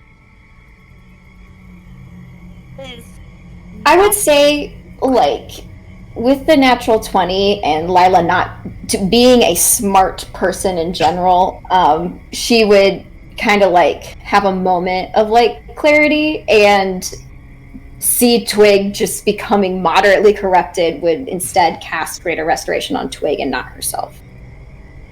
Does that seem fair, everybody? Yeah. Yeah. Okay. Like that.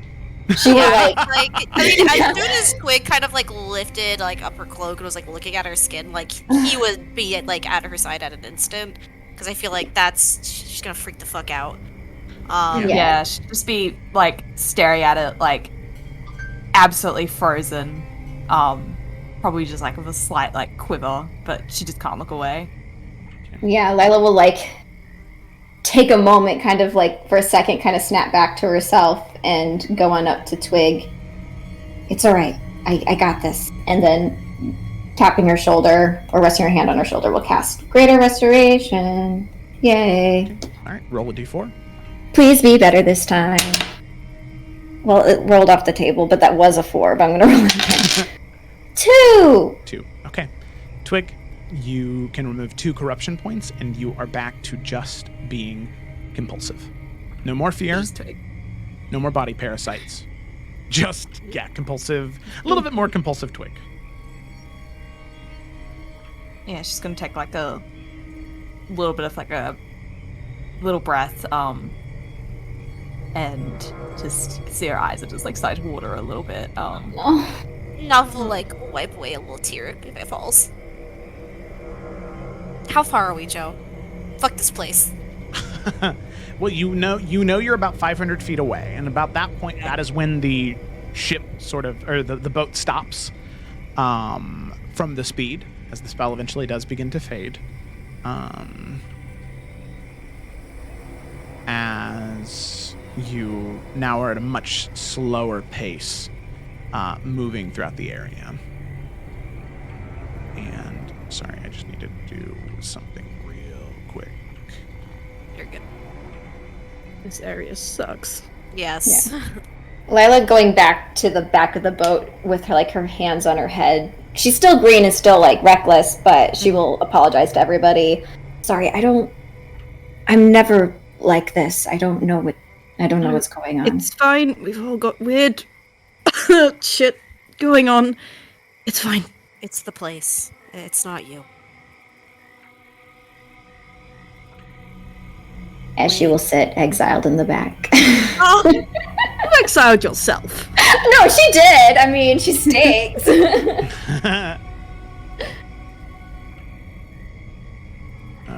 sorry, I just wanted to... Yuri's just gonna try and spit all the blood over the side of the ship. God. Not like a rubber back. Oh, man. It's rough, buddy. Yeah. Lila will kind of place a hand on Eurydice's back. Still, in a grumpy mood, but, she still cares. I would fucking hope so. Twig's just gonna curl up to the staff, just knees to her chest a little bit.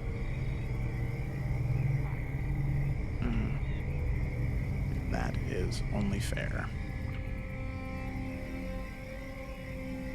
There we go. Yeah, while we're kind of getting within range, Nelf will just sit next to Twig and just kind of put one of his arms around her and just very quietly just whisper down, "You can do this. I know you can." And he's not expecting her to say anything back. He's just gonna rub her on the back. She'll nod, but then kind of bow her head more into her chest. It's probably head against the staff. It's I think it's just upright, and she's just kind of clung to it like a pole.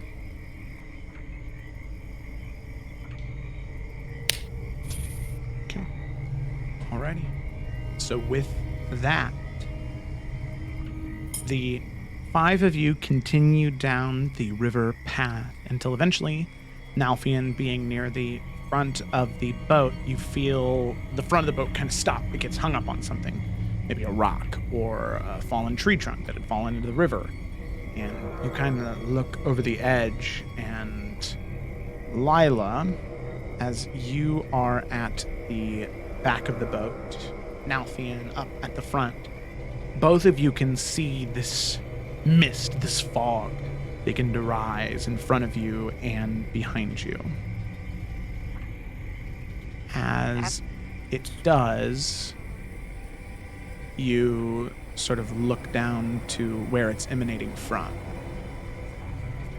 And eventually you can see rising from the water this gnarled fungus, massive humanoid at the front of the ship and at the back of the ship. This mist, this fog emanating from them, these spores shooting this noxious gas out, surrounding all of you. You can see they begin to take hostile stances, ready to attack, as you can hear twigs and branches snapping all around you. As all you can hear from these creatures is this sort of like mushing and gnarling noise.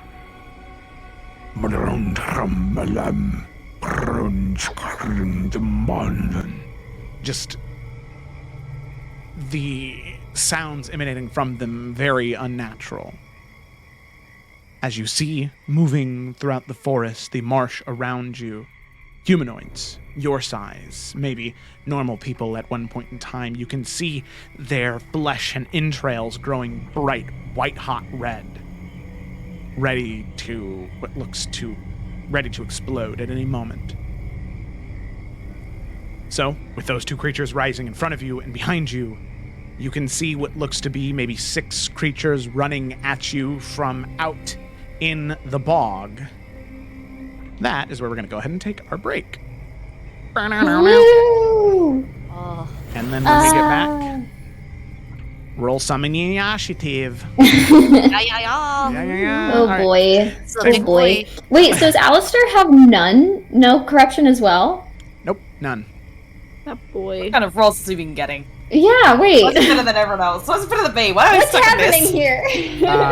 So yeah, he has plus 0 to wisdom saving throws. He rolled like a 17, an 18, a 15, a 19. Oh my god. They were con Lucky saves. bastard. As con saves are plus 2 as well.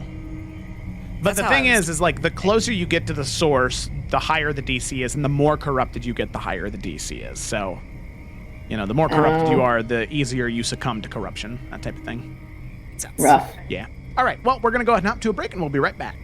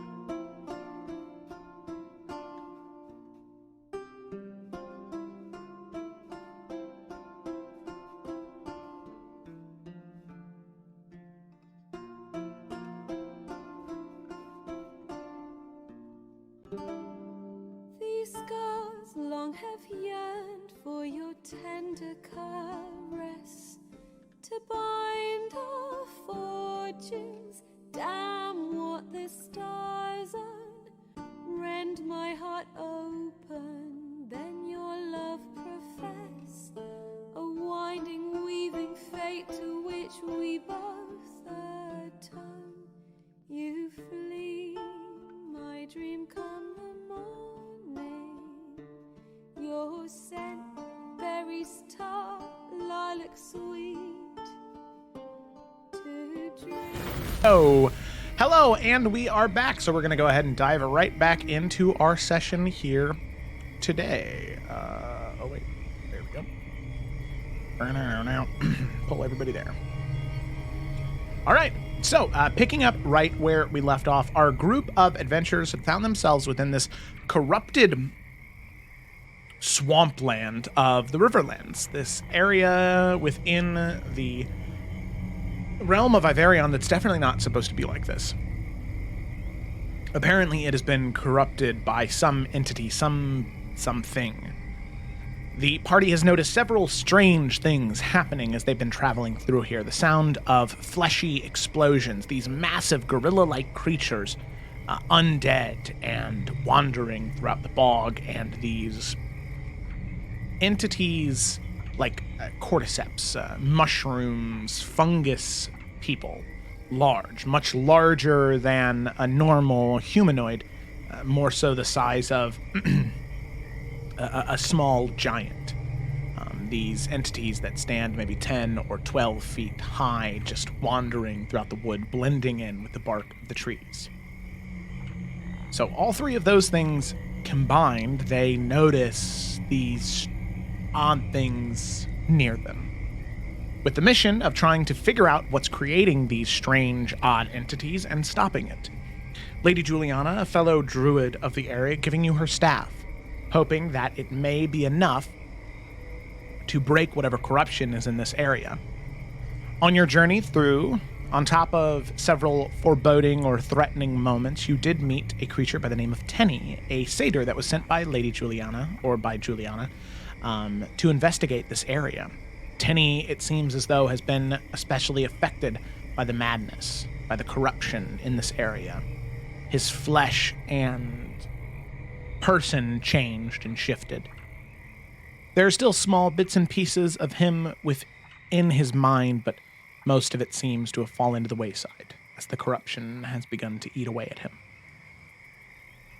He tells them of the direction as to where he believes the corruption is originating from, that he saw some type of dragon corpse of some kind, and the druid William Pentecost doing something to said corpse in a cave, maybe 5-ish miles from where you were.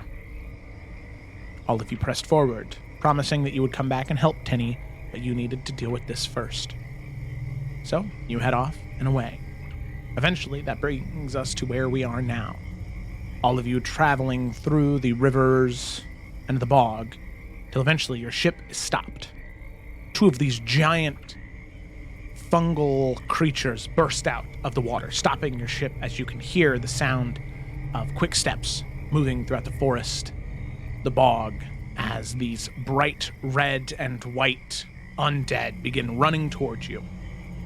You can see their bodies look as though they are about to burst.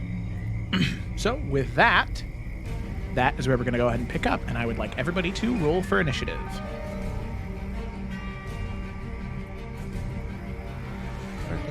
You know, I really think changing my dice out for the third set did wonders, because that's a natural 20, so for a fucking 39 on initiative, which is... Ooh. I'm glad this is the thing I'm rolling well on. Okay.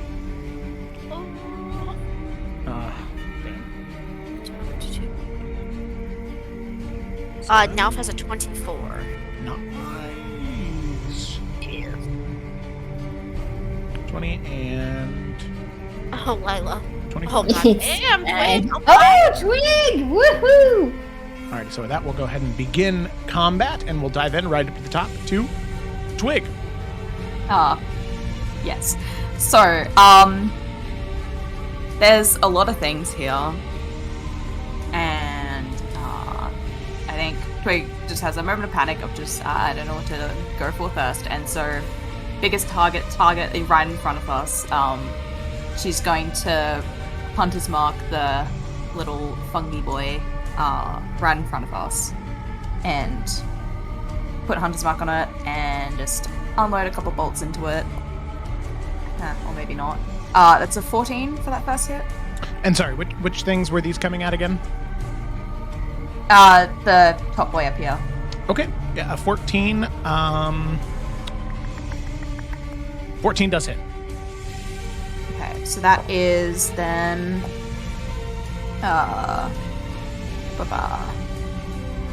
14 damage. Hey, 14 damage. Very good. Okay. Your voice changer's on. Oh, it is. Yeah. Oh my god, stop.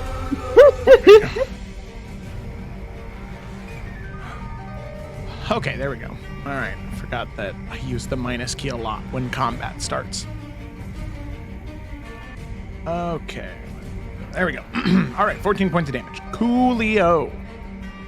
Alrighty, cool. So, bolt flies in, impacts to the chest of the creature. Nalfian, being within 5 feet of this creature, I need to make a Constitution saving throw. Yes, I can do that. Where's my D20? Oh. Hey, where's my... I'm really good at con. Just plus 7. 17.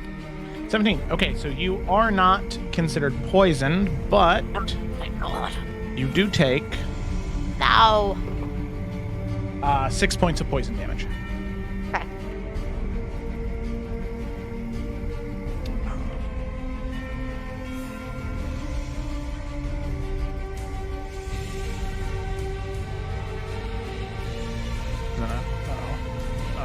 I think I just broke Foundry. Uh-oh. Oh yeah, it froze for me for a hot second. Okay, there we go.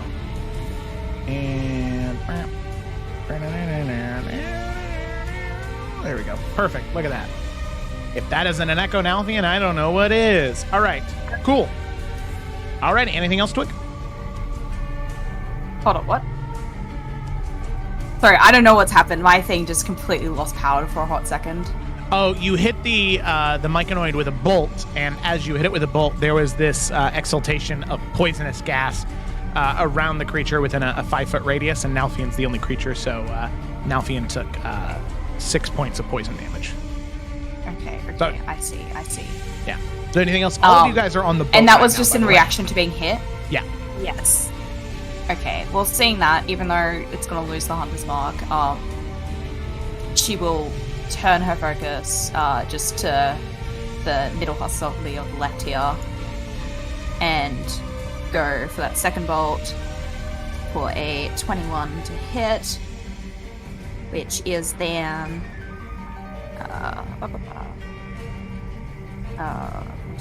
19 points of damage. Okay. 19 points of damage. With that Then for 19 her points of second damage, attack. you can wait a second. Sorry, didn't you already take one attack? No, it's from her blue stalker thingy. She gets gotcha. an extra Okay. thing for her first attack. Okay, cool.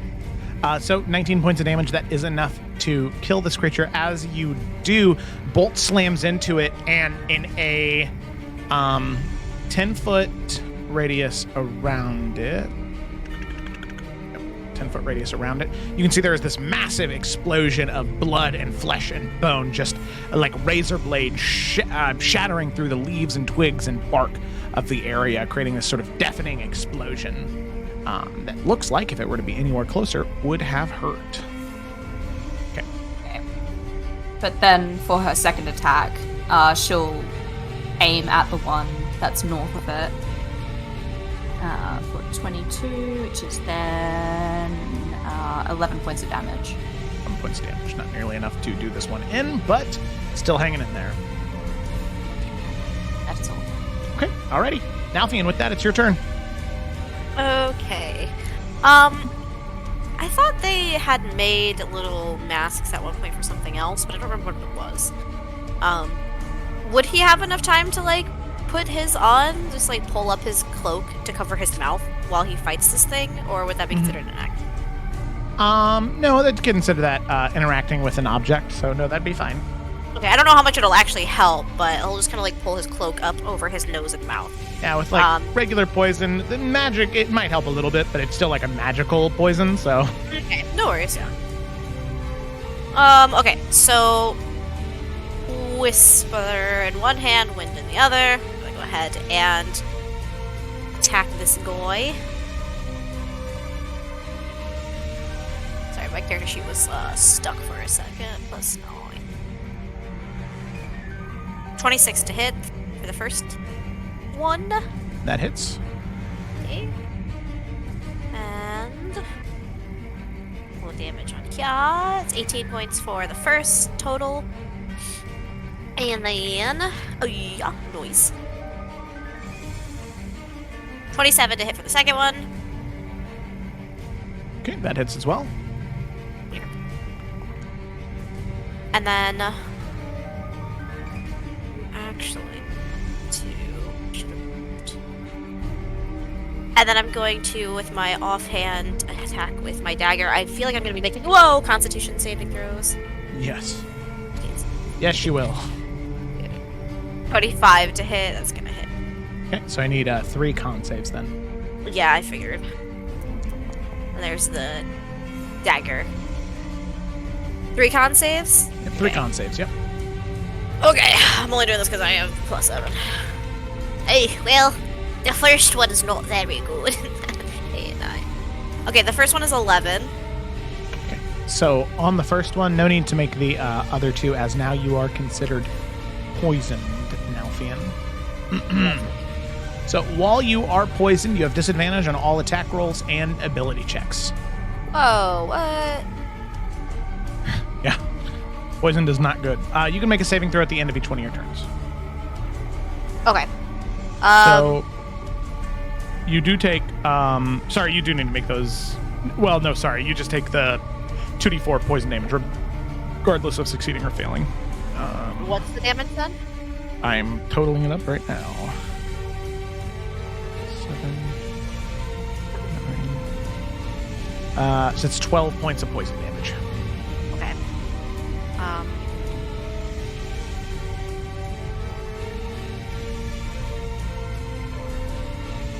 Okay.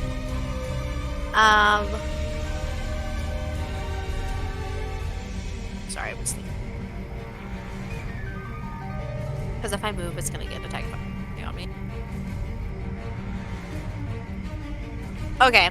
Yeah, I think that's gonna be it for now. Okay. So is at the end of my turn, can I make a check, or at the end of my next turn? No, end of this turn. Okay. 14. It's a save, Constitution save, or a Constitution check. Constitution save. Okay, so 14. 14. That is a success. Hey. Right. Oh, wait. That is the end of my turn. Yep, okay. All right, let me go ahead and remove poisoned. There we go. Okay, alrighty. With that, Eurydice, it's your turn. So, just checking I wasn't muted then for a second. I'm a cast Fireball, and I'm gonna get like, I did measure this out before. I'm gonna get these 3. I can't remember how I measured it, but I can only get these 3, so I'm gonna get these 3. Can you see who I'm pointing to? Yeah, these, a Myconid and then the 2 Husk zombies. These 2. Yeah. And I'll cast it at 4th, because fun. Okay. So they have to make dexterity saves. Yep, yes. Alrighty.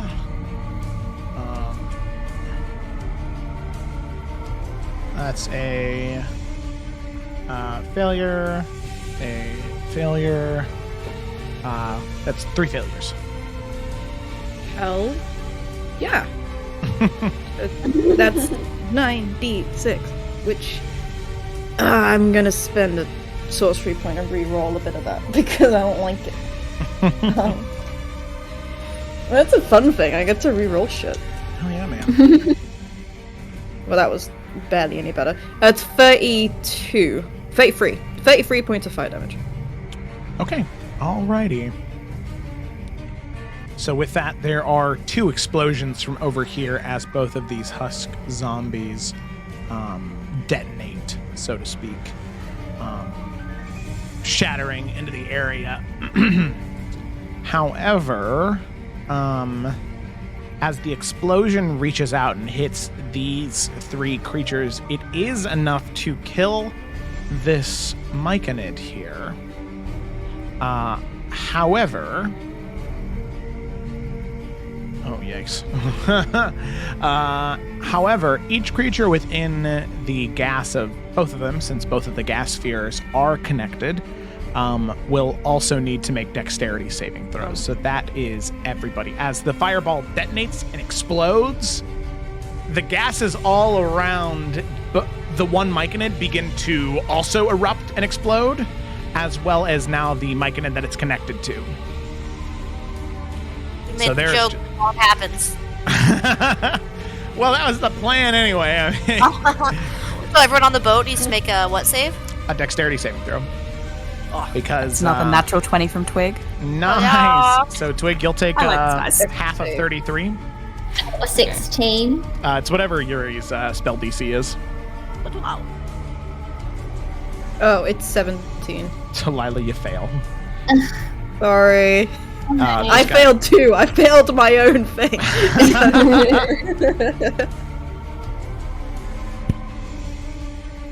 So how much Wait, we take my damage? Yeah. That was 33. How much was that? It was 33. Oh my god. Bro! I'm sorry.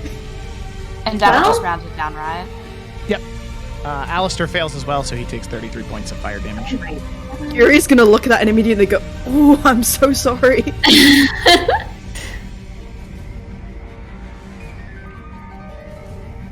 Dead. All right. Wait, no, not that one. He's alive. Okay, all right. And then Nalfian, you would also take, what would that be? 33, 32. What is 32 divided by 2? 16? Yeah, 16.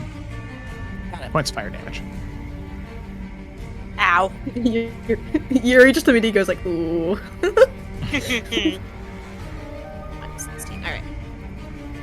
Alright. As the misty fog stops emanating from that Myconid as it just splashes into the water, burnt and destroyed. Actually... Take more damage. No. I gotta look something up.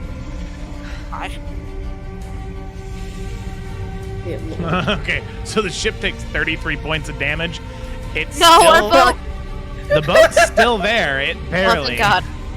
Yeah. We gotta go down to the hole and patch the holes. It's just burned. Parts of it are on fire. Yeah, it's not great. Okay, alrighty. Anything else you were to see? Looking around at her mess, just be like, oh fuck, that's it. Okay. Alrighty, so then it is the Husk Burster. So they are just going to immediately run over right up to you. No! They don't attack, they just jump, and you can see their bodies grow white hot red and just explode. So yeah, that is a 10-foot radius. So everybody except for Nalfian needs to make a dexterity saving throw. A non-nat 20. I got a 21. Okay, success. A 6. Failure. 6. And then Alistar, that's a natural 1. That's also a failure. He's been... Oh, bro. He was doing so well. I know, yeah. Now all the rows for him will be bad. Okay, so that is 2, 3.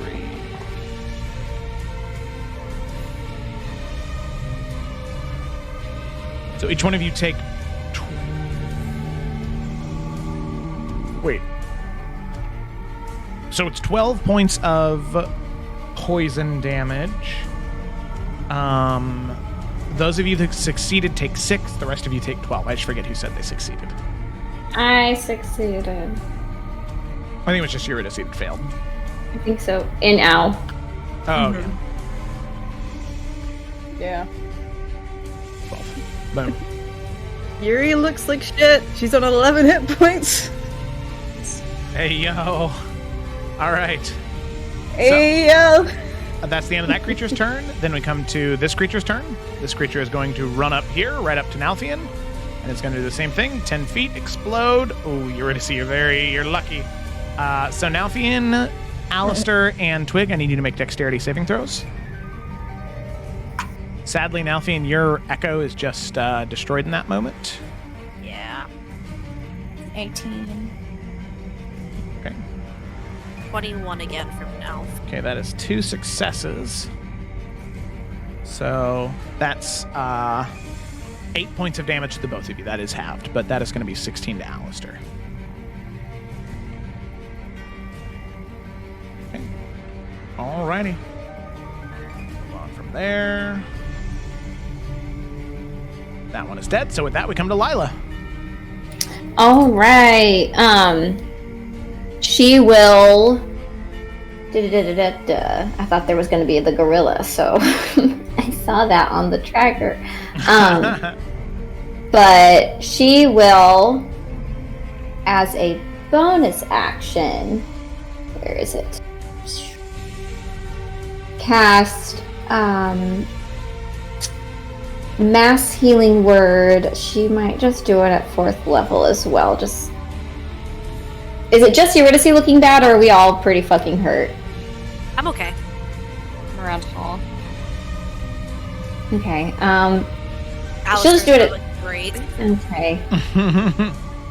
Yeah, she'll do Mass Healing Word at 4th level, as a bonus action, and just say Jesus Christ like that. Nope. She'll say Corellian. Oh my God. And yeah, Mass Healing Word. Where'd you go? At 4th level. So, cast. So that's 2d4 plus 5. Everyone take 8. Woo! Yay. And then you will, knowing that that thing is about to run on over and explode, she's going to take a shot at that thing with the charge of one of her flaming things to hopefully kill it. Nice! So we'll just take a little roll. Did it roll? I did the dice Yes, on the it screen, did. but... Hey. It Whoa! Hey! I hope it's dead. Yes, it is. It's very dead. Yeah, you hit it with the fire arrow and it just explodes. Luckily, you hit it with the fire arrow outside of the Myconid's misty death zone. I guess I didn't really think of that. Yeah, so the burster explodes in that bloody, misty pulp slamming into some of the trees, but luckily the fire does not spread and catch into where the Myconid is now. All right. She feels very satisfied killing something that calms her down a little bit. Good. That's all I got. Good. Alrighty. Wait, does that Massing Word also heal me? 6 creatures of your choice. Yes, sirree. I'm going to add that 8 to mine. All right. Amazing. Okie dokie. Alrighty. So with that, we move on from Lila. Then we move to Alistar. Alistar is going to... He's not going to activate the Flame Tongue sword. Good. That seems like a bad idea. He's also a little nervous to shoot the gun. Yes. Combustion. So Use those sword forms Nalfa's been showing him. Now's the chance. Well, the thing is he can't exactly get because you guys are all on the boat, so he can't really get around unless he gets off into the... And all of this outside of the boat is difficult terrain. Ugh. So, Well, yeah, dagger. He couldn't Throw get it over there. there. Yeah, well, what he's gonna do is... Hides under the water and sneak attack. He is going to... Oh, man. He's going to kind of, like, take the difficult terrain to move, like, into Twig's space so he can, like, grab Eurydice's shoulder and cast Cure Wounds. That's about the best he can do right now. Oh. Just seeing the state she's in. Take your 7 HP, and then he's going to step back. To respect Twig's space, 'cause she's been chewing on her fingernails a lot more. Doesn't want to get in trouble. All right. I don't know what that means. Okay. All right. So that's the end of Alistar's turn. Then we come to the Myconid that is alive over here. This bad boy is going to... Let's see, what do we want to do here? Yeah, okay. Here's what it's going to do. As this mist is just sort of hanging out around all of you, you can see it like inhale and exhale, and as you do, the mist around it changes from that sickly green color to this like light golden color. As it's swirling all around you, I need everybody to go ahead and make a Constitution saving throw. 16. What was that, Twig? 16. 16? That's a success. Sabotage. 7. Okay. 13 at the end of that. What was that? Eurydice? 18. 18. Okay, that's a success. 18. Yeah. So, Lila, you are the only one. You are currently stunned as the mist comes out. So you automatically fail all strength and dex saving throws, and attack rolls against you have advantage. So with that, the Myconid is going to go ahead and make 2 fist attacks at you. Each one of those are going to be with advantage. 1, 2. Oh shit. Ooh. All right. Oh no. Okay. So that's an 18 and 11. So the 11. The 18 would hit. Yeah. So that's going to be 10 points of damage, 5 bludgeoning, 5 piercing. Or poison. Whew. Okay. Damn, you really dodged a bullet with that second one. 11 more damage. What? It is. Oh wait, don't you? If I'm stunned, not to shoot myself in the foot, but don't they auto hit? That's paralyzed. No, Oh, well, okay. yeah, paralyzed is auto hit. Then what is stun? Stunned, you're incapacitated. So you're just kind of like... Paralyzed is when you're literally frozen. Stunned, you still kind of have... You're just disoriented, and you're kind of wobbly, so you're trying your best, but, you still have some control. Paralyzed is when you're, like, frozen. Okay. Which is where they auto hit, Sounds good. And with that... Actually, I think the Myconid is going to hit once, and then it's going to resubmerge itself in the water. And it's just going to move away. Okay. It's running? All right. Twig, it's your turn. Okay, so can we see it though, or is it just too mucky? It is too mucky. You have no idea. Okay. Did that husk zombie over in the corner just choose to do nothing? Which one? There's one off to the left. It's just vibing out. Oh, no, it died. It's dead. Did it? Yeah. Twig shot it with a crossbow bolt.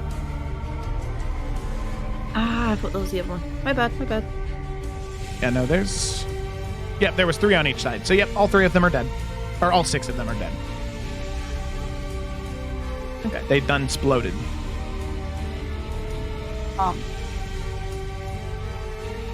Wait, am I done? Did I not prepare this? Yeah, okay. So, since Lila be stunned, I'ma just, since I can't see where it is, reach over and cast Lesser Restoration. Oh, thank you. Okay, lesser restoration on Lila. Yeah. Okay, so Lila, with that, as Twig reaches out for you to do that, not only does the stunning end, but you also lose 1 corruption point.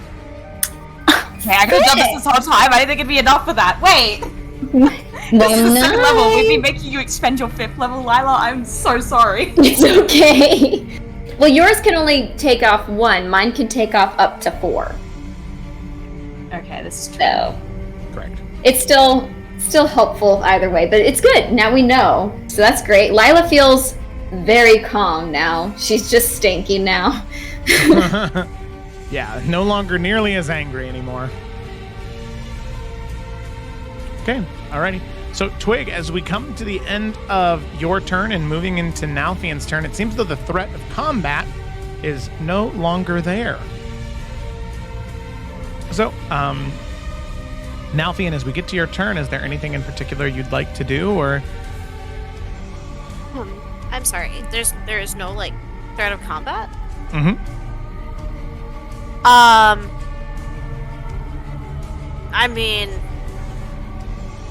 if there's a way to get us the hell out of here, maybe kind of like quickly patch. I don't know if he can patch up some holes in the boat so our boat doesn't fall apart. Yeah, there's no holes. You're not sinking or anything. It's just damaged on the exterior. So, you know, if you want to keep this bad boy for a longer period of time, you know, taking it to a shipwright or a lumber yard might help. But he I will also just do have mending. Could that fix it up, just theoretically? yeah, aesthetically, Yeah. But like, you know, it got hit with another fireball. Mending isn't exactly going to fix that. Then yeah, he'll take his little movie stick thingo and help push us off and get us going. Mm-hmm. If we're out of combat, I can do another control water to speed us along again.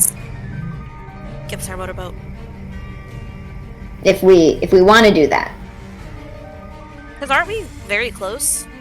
Yeah, within 500 feet. I mean, yes, we should. All right. I vote. Control water. Yes, motorboat. Okay. So, luckily for all of you, using that controlled water, you're able to move much faster than what you would have. And luckily for all of you, the ship is still in a good enough condition to sail in. As you begin to move throughout the area, you can see that the closer and closer you get to this corruption, the more and more these areas seem populated with enemies or just in general creatures that have been corrupted or are ready to attack you for being intrusive in their area. So because you're using control water, you're able to move very quickly and your boat is still in working condition. There is actually an encounter that you're just able to kind of move out and around and past that you do not need to participate in fighting in. Luckily used to control water, or thanks to control water. So as you're moving through these rivers, eventually there's a place where they all kind of shift and separate from one another. As you can see, there are these sort of smattering of small islands within the bog, where you can see there's two more of those myconids.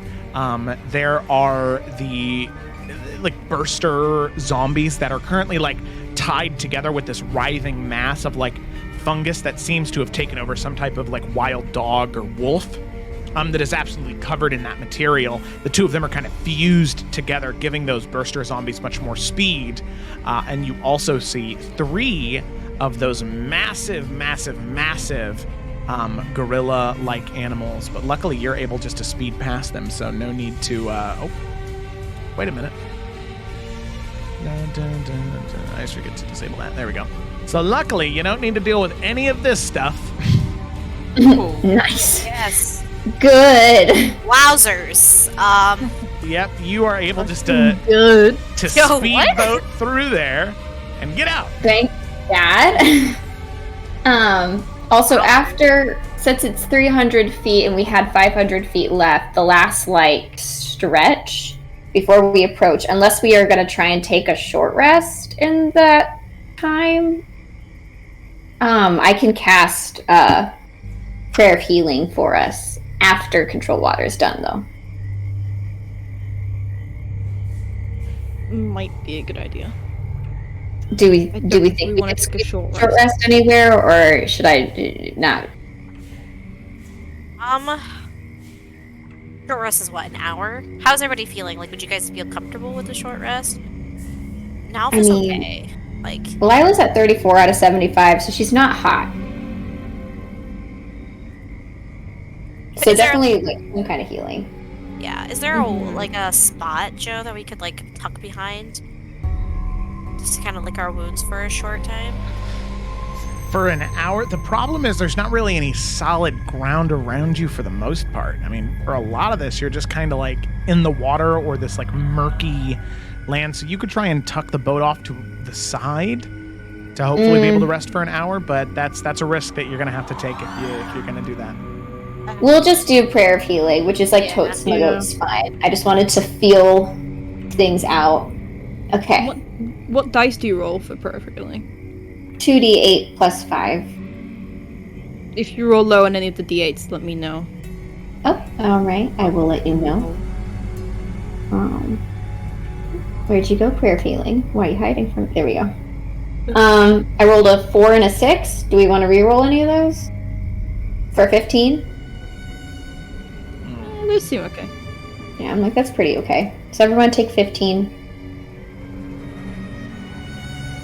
Nice. Help us out a little bit. That's what I got. I mean, how are people looking now? Is everyone reasonably okay? I'm at Yeah. 49 out of 75, so I'm better. I'm 41 out of 56, so I'm doing pretty okay. Yeah, I'm at 89 out of 106. 108. Okay. Right. What's Alistar sitting at? After the, what was that, the 15? 15, he's at 55 out of 90 something. Oh, damn. 93. Well, Before we go anywhere, by the way, I'm just going to cast Mage Arm. Because, That's fair. Yeah, Nelf will re-summon his echo. Just kind of ready himself. He'll lead the way also, just in case. Okay. Alrighty. Very good, very good, very good. So, all of you continue on your way throughout the bog, this corrupted land. You take a small moment just to breathe as you continue to slowly paddle along, till eventually you can see the river comes to an end. You can see there is a small path on solid ground that leads into what looks to be a cave. This cave covered in rocks and mud and fungus, just covering up and almost concealing the entrance. But luckily, thanks to the high passive perceptions of Twig and Lila, you're able to spot it. sick.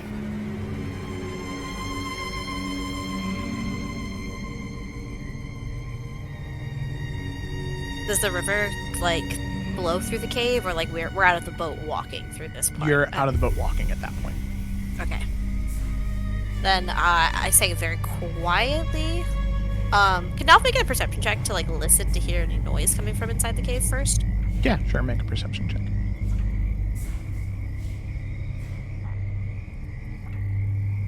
60. Unnatural 20. Okay. Every once in a while, you can hear this. The sound of, like, air escaping. Very fine, pressurized. Very similar to the mic units that you heard near the boat. Okay. Nelf will relay that to the others, but I guess we don't really have much of a choice but to go in. Before we go in, Yuri would say, should I try and avoid fiery stuff. It's kind of Yes. rough. Yeah. Yes. Yeah, we probably all should. Yeah, that seems like a good idea. It's too much of a risk to hurt each other. Okay.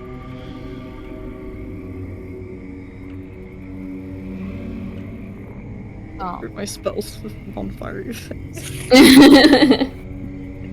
Since we're going to be going in on foot now, Twig will also just cast Pass Without a Trace. Hell yeah. Just to help with any paranoia of all these eyes and shit looking at us. Since this is dense, I don't know if we're able to then just like lose them through the shit.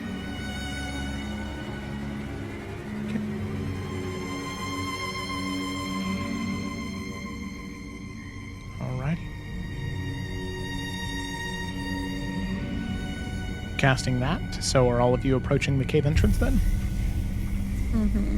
Yes. Yeah, I think definitely like cautiously trying to keep an eye out for everything that has been happening.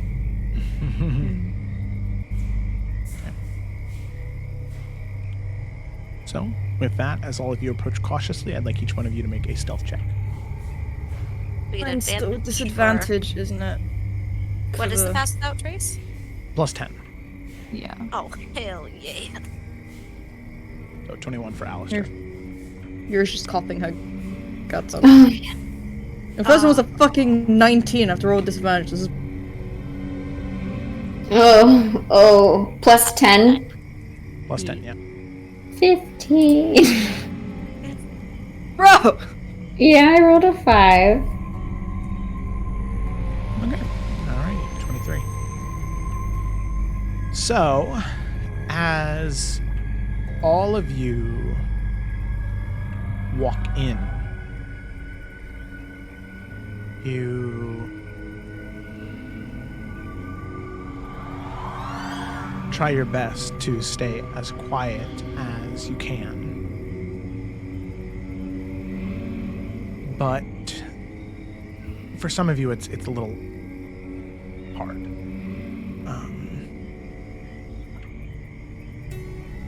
You are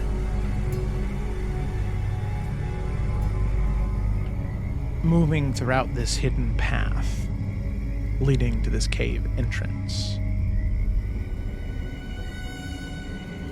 As all of you are trying your best to stay quiet, every once in a while there's a stifled cough by Eurydice that luckily she's able to keep rather quiet. But Lila, you can feel your nerves beginning to get to you a little bit. For a brief moment, you stop focusing on the steps that you're taking, and you just misstep. As all of you are making your way into the cave entrance, trying to avoid the writhing masses of fungus around the edges, Lila, you brush your shoulder along the side of one of them, not being fully aware of your surroundings in that moment. As all of you are making your way in to that entrance, Lila, brushing your shoulder up against them, you can feel the fungus just almost like cling to you for a moment, kind of grip harder onto you. As you can hear a voice echo out from deeper within the cave.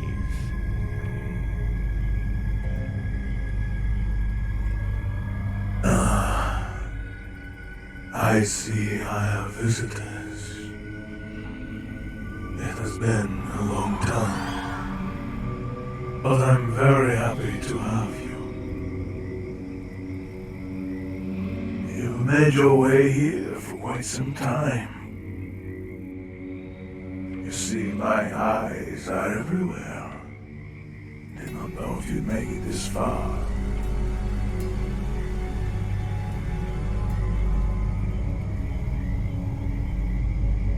Can we see where that's coming from?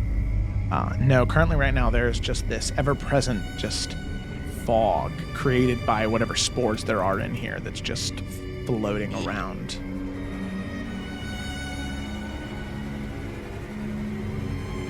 We're gonna keep pressing forward. Nav's not gonna respond. Unless someone else does. I don't have anything to say. No. Okay. No time for words. No time to talk. No questions. No nothing. I thought for a group as yourselves, so closely tied to all of this, you'd be more interested in answers. But I Man. guess not.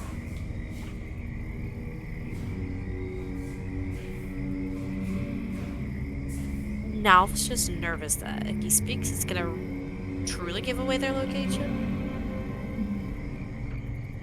So he's gonna keep saying nothing.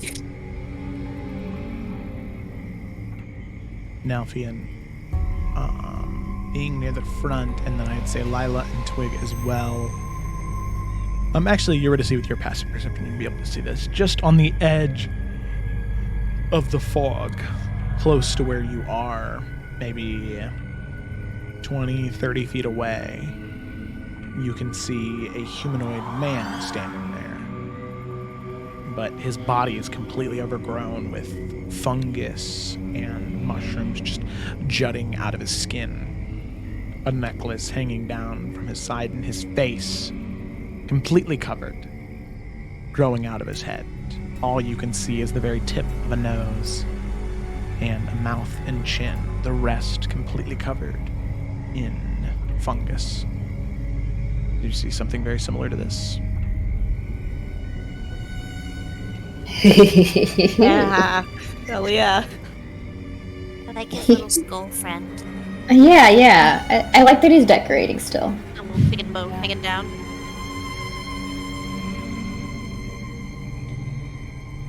Now that he's in view, boss level quicker. Because we still get the sense now that he is in vision that he knows where we're at. Or do we not? Can I tell? Yeah, I'd say so. He's facing right where all of you are currently crouching, moving throughout quietly. Okay. Lila will ask then, are you William? That was my name, yes. But House Markle and Morchen have given me new purpose.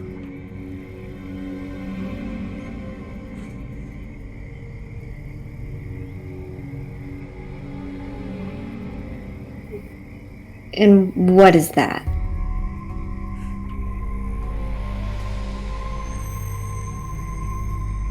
There are many things in this world that were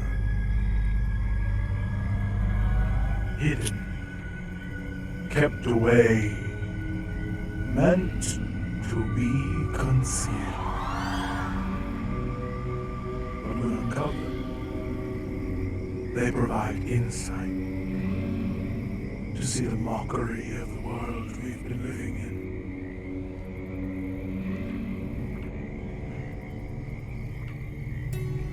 You see, I used to be a protector of this land in the way that I thought was right.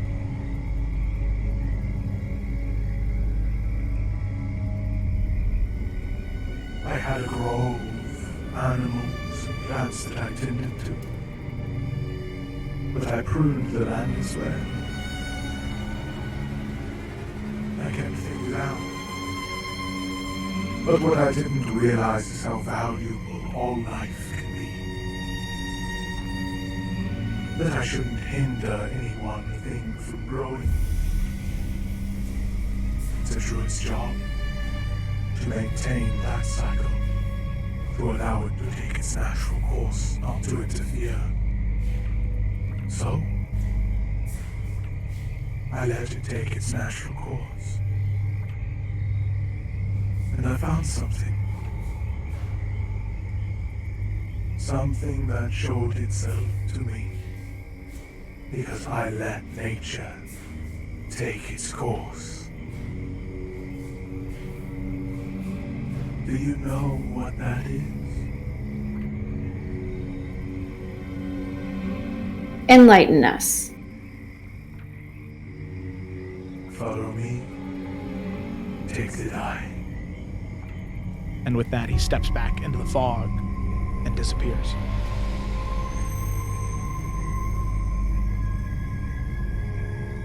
They're not like This us. guy's off his rocker.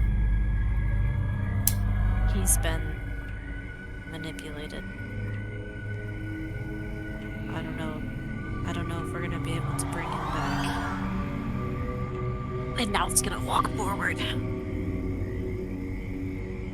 Yeah, Lila will, since she's in the back, kind of like hold on to, I'm assuming Eurydice's in front of her, just kind of hold on to Yeah. Eurydice's shoulders or her hand, just kind of like trying to stay close.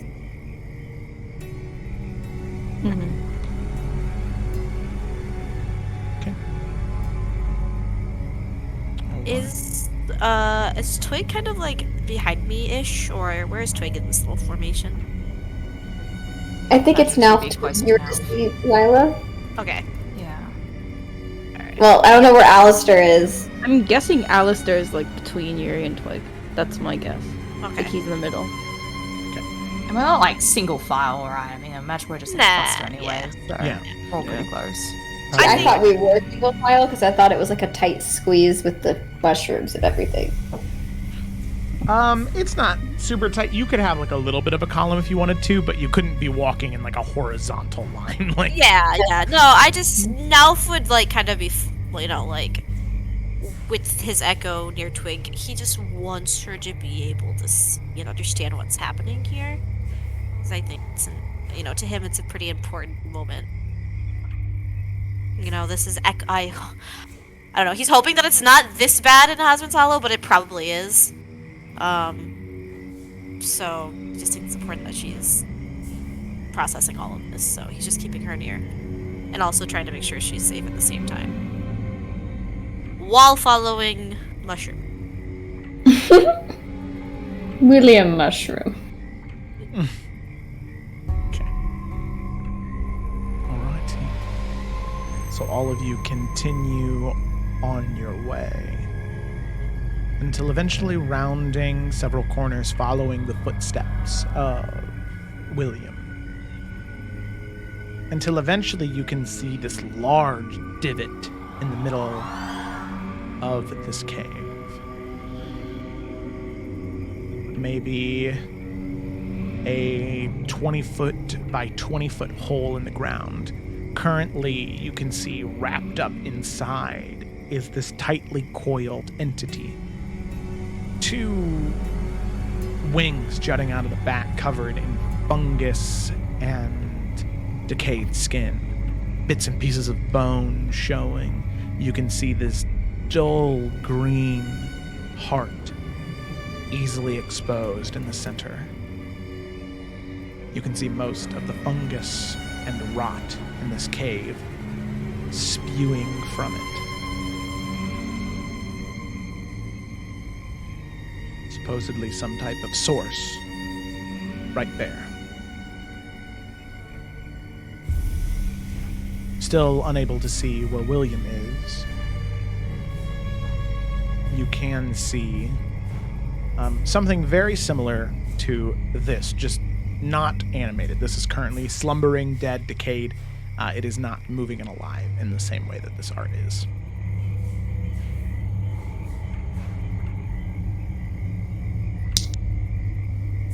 Nasty. Is there remnants to be able to tell what kind of dragon this once was in life?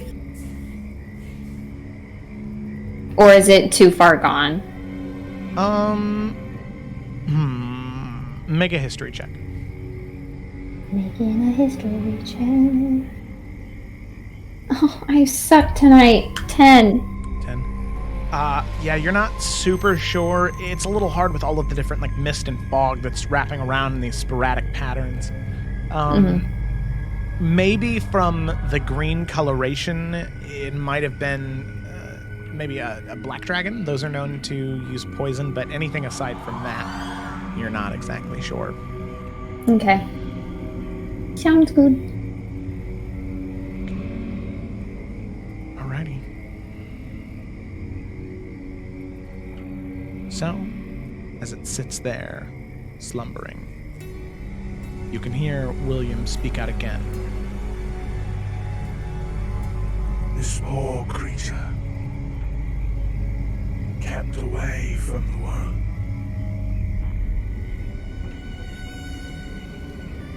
Told and punished there. It was unfit to exist among its brethren. Screwed. I intend to right that wrong.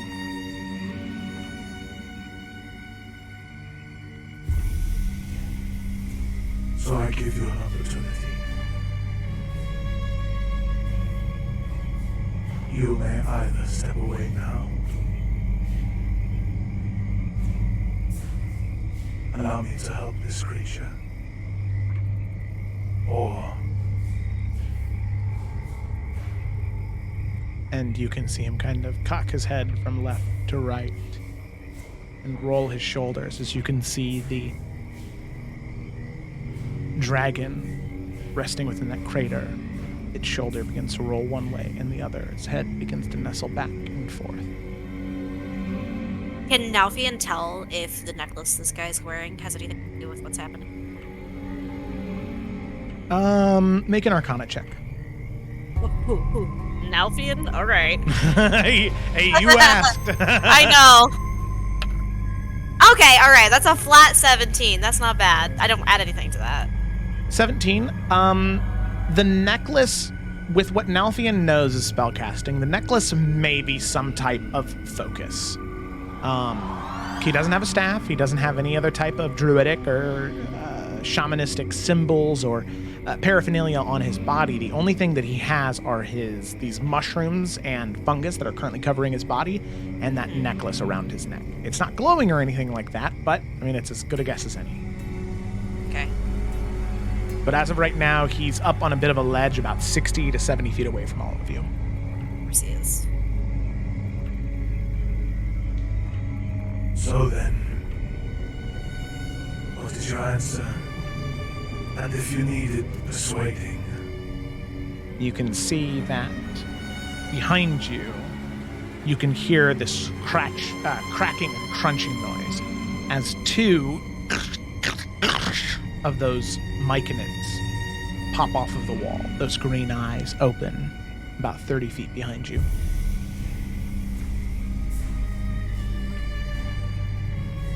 This isn't right, though. Can you not see that? You're not helping this place, it's hurting it.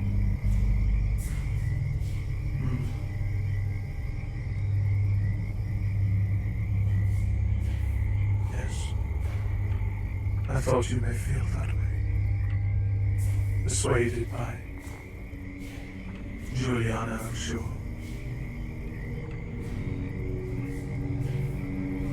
Well, it's not just that. I mean, this place is sick.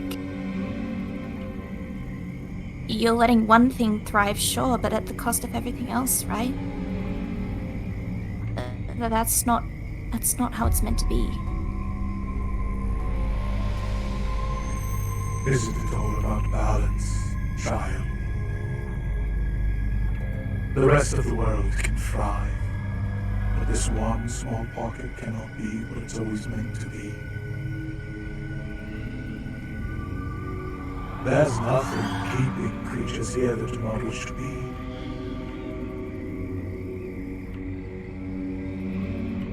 They choose to stay. If they're not fit for these lands, then they can leave.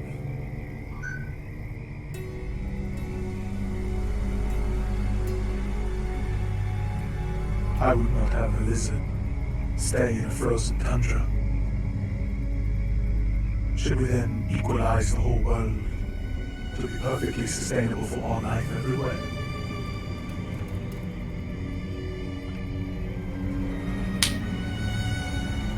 The land wasn't always like this, right? This is something new. What about the things that used to be here before? They This shouldn't be was forced out for the this. thing that used to be here. This dragon is older than you and I. It's older than Iverion and the kingdoms that existed here before.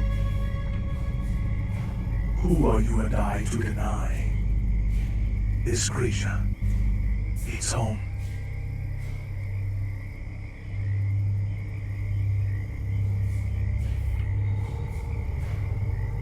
If you'd be willing to learn, I'd be willing to teach you.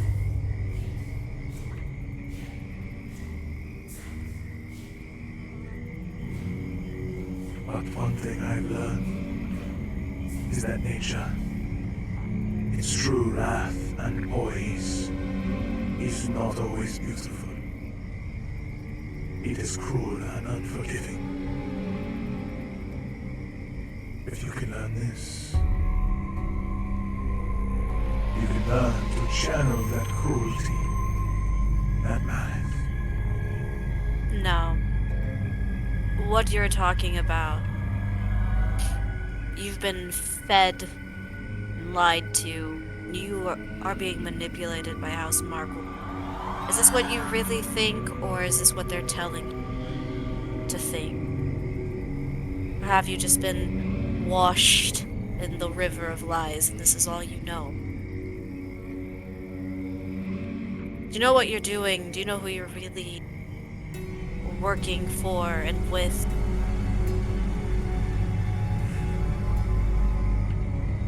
Of course I do. You think you are doing something good here, but you're not. Twig is right, this land is sick. There's a reason why this creature has long been gone. You are forcing it to rise back up.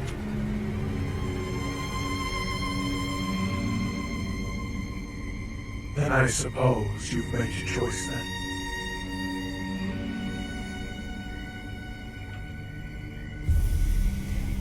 As you can see, he slowly lowers his head and then raises it. As you can see, that dragon's head slowly begins to raise out of the depths of that crater.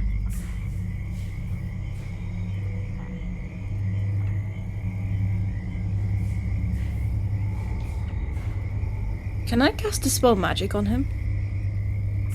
It's the range of Dispel Magic. I don't know how far away he is. Let me check.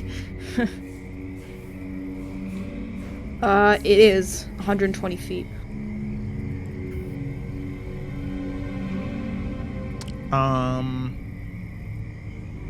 Yeah, you can attempt that. Okay, try it.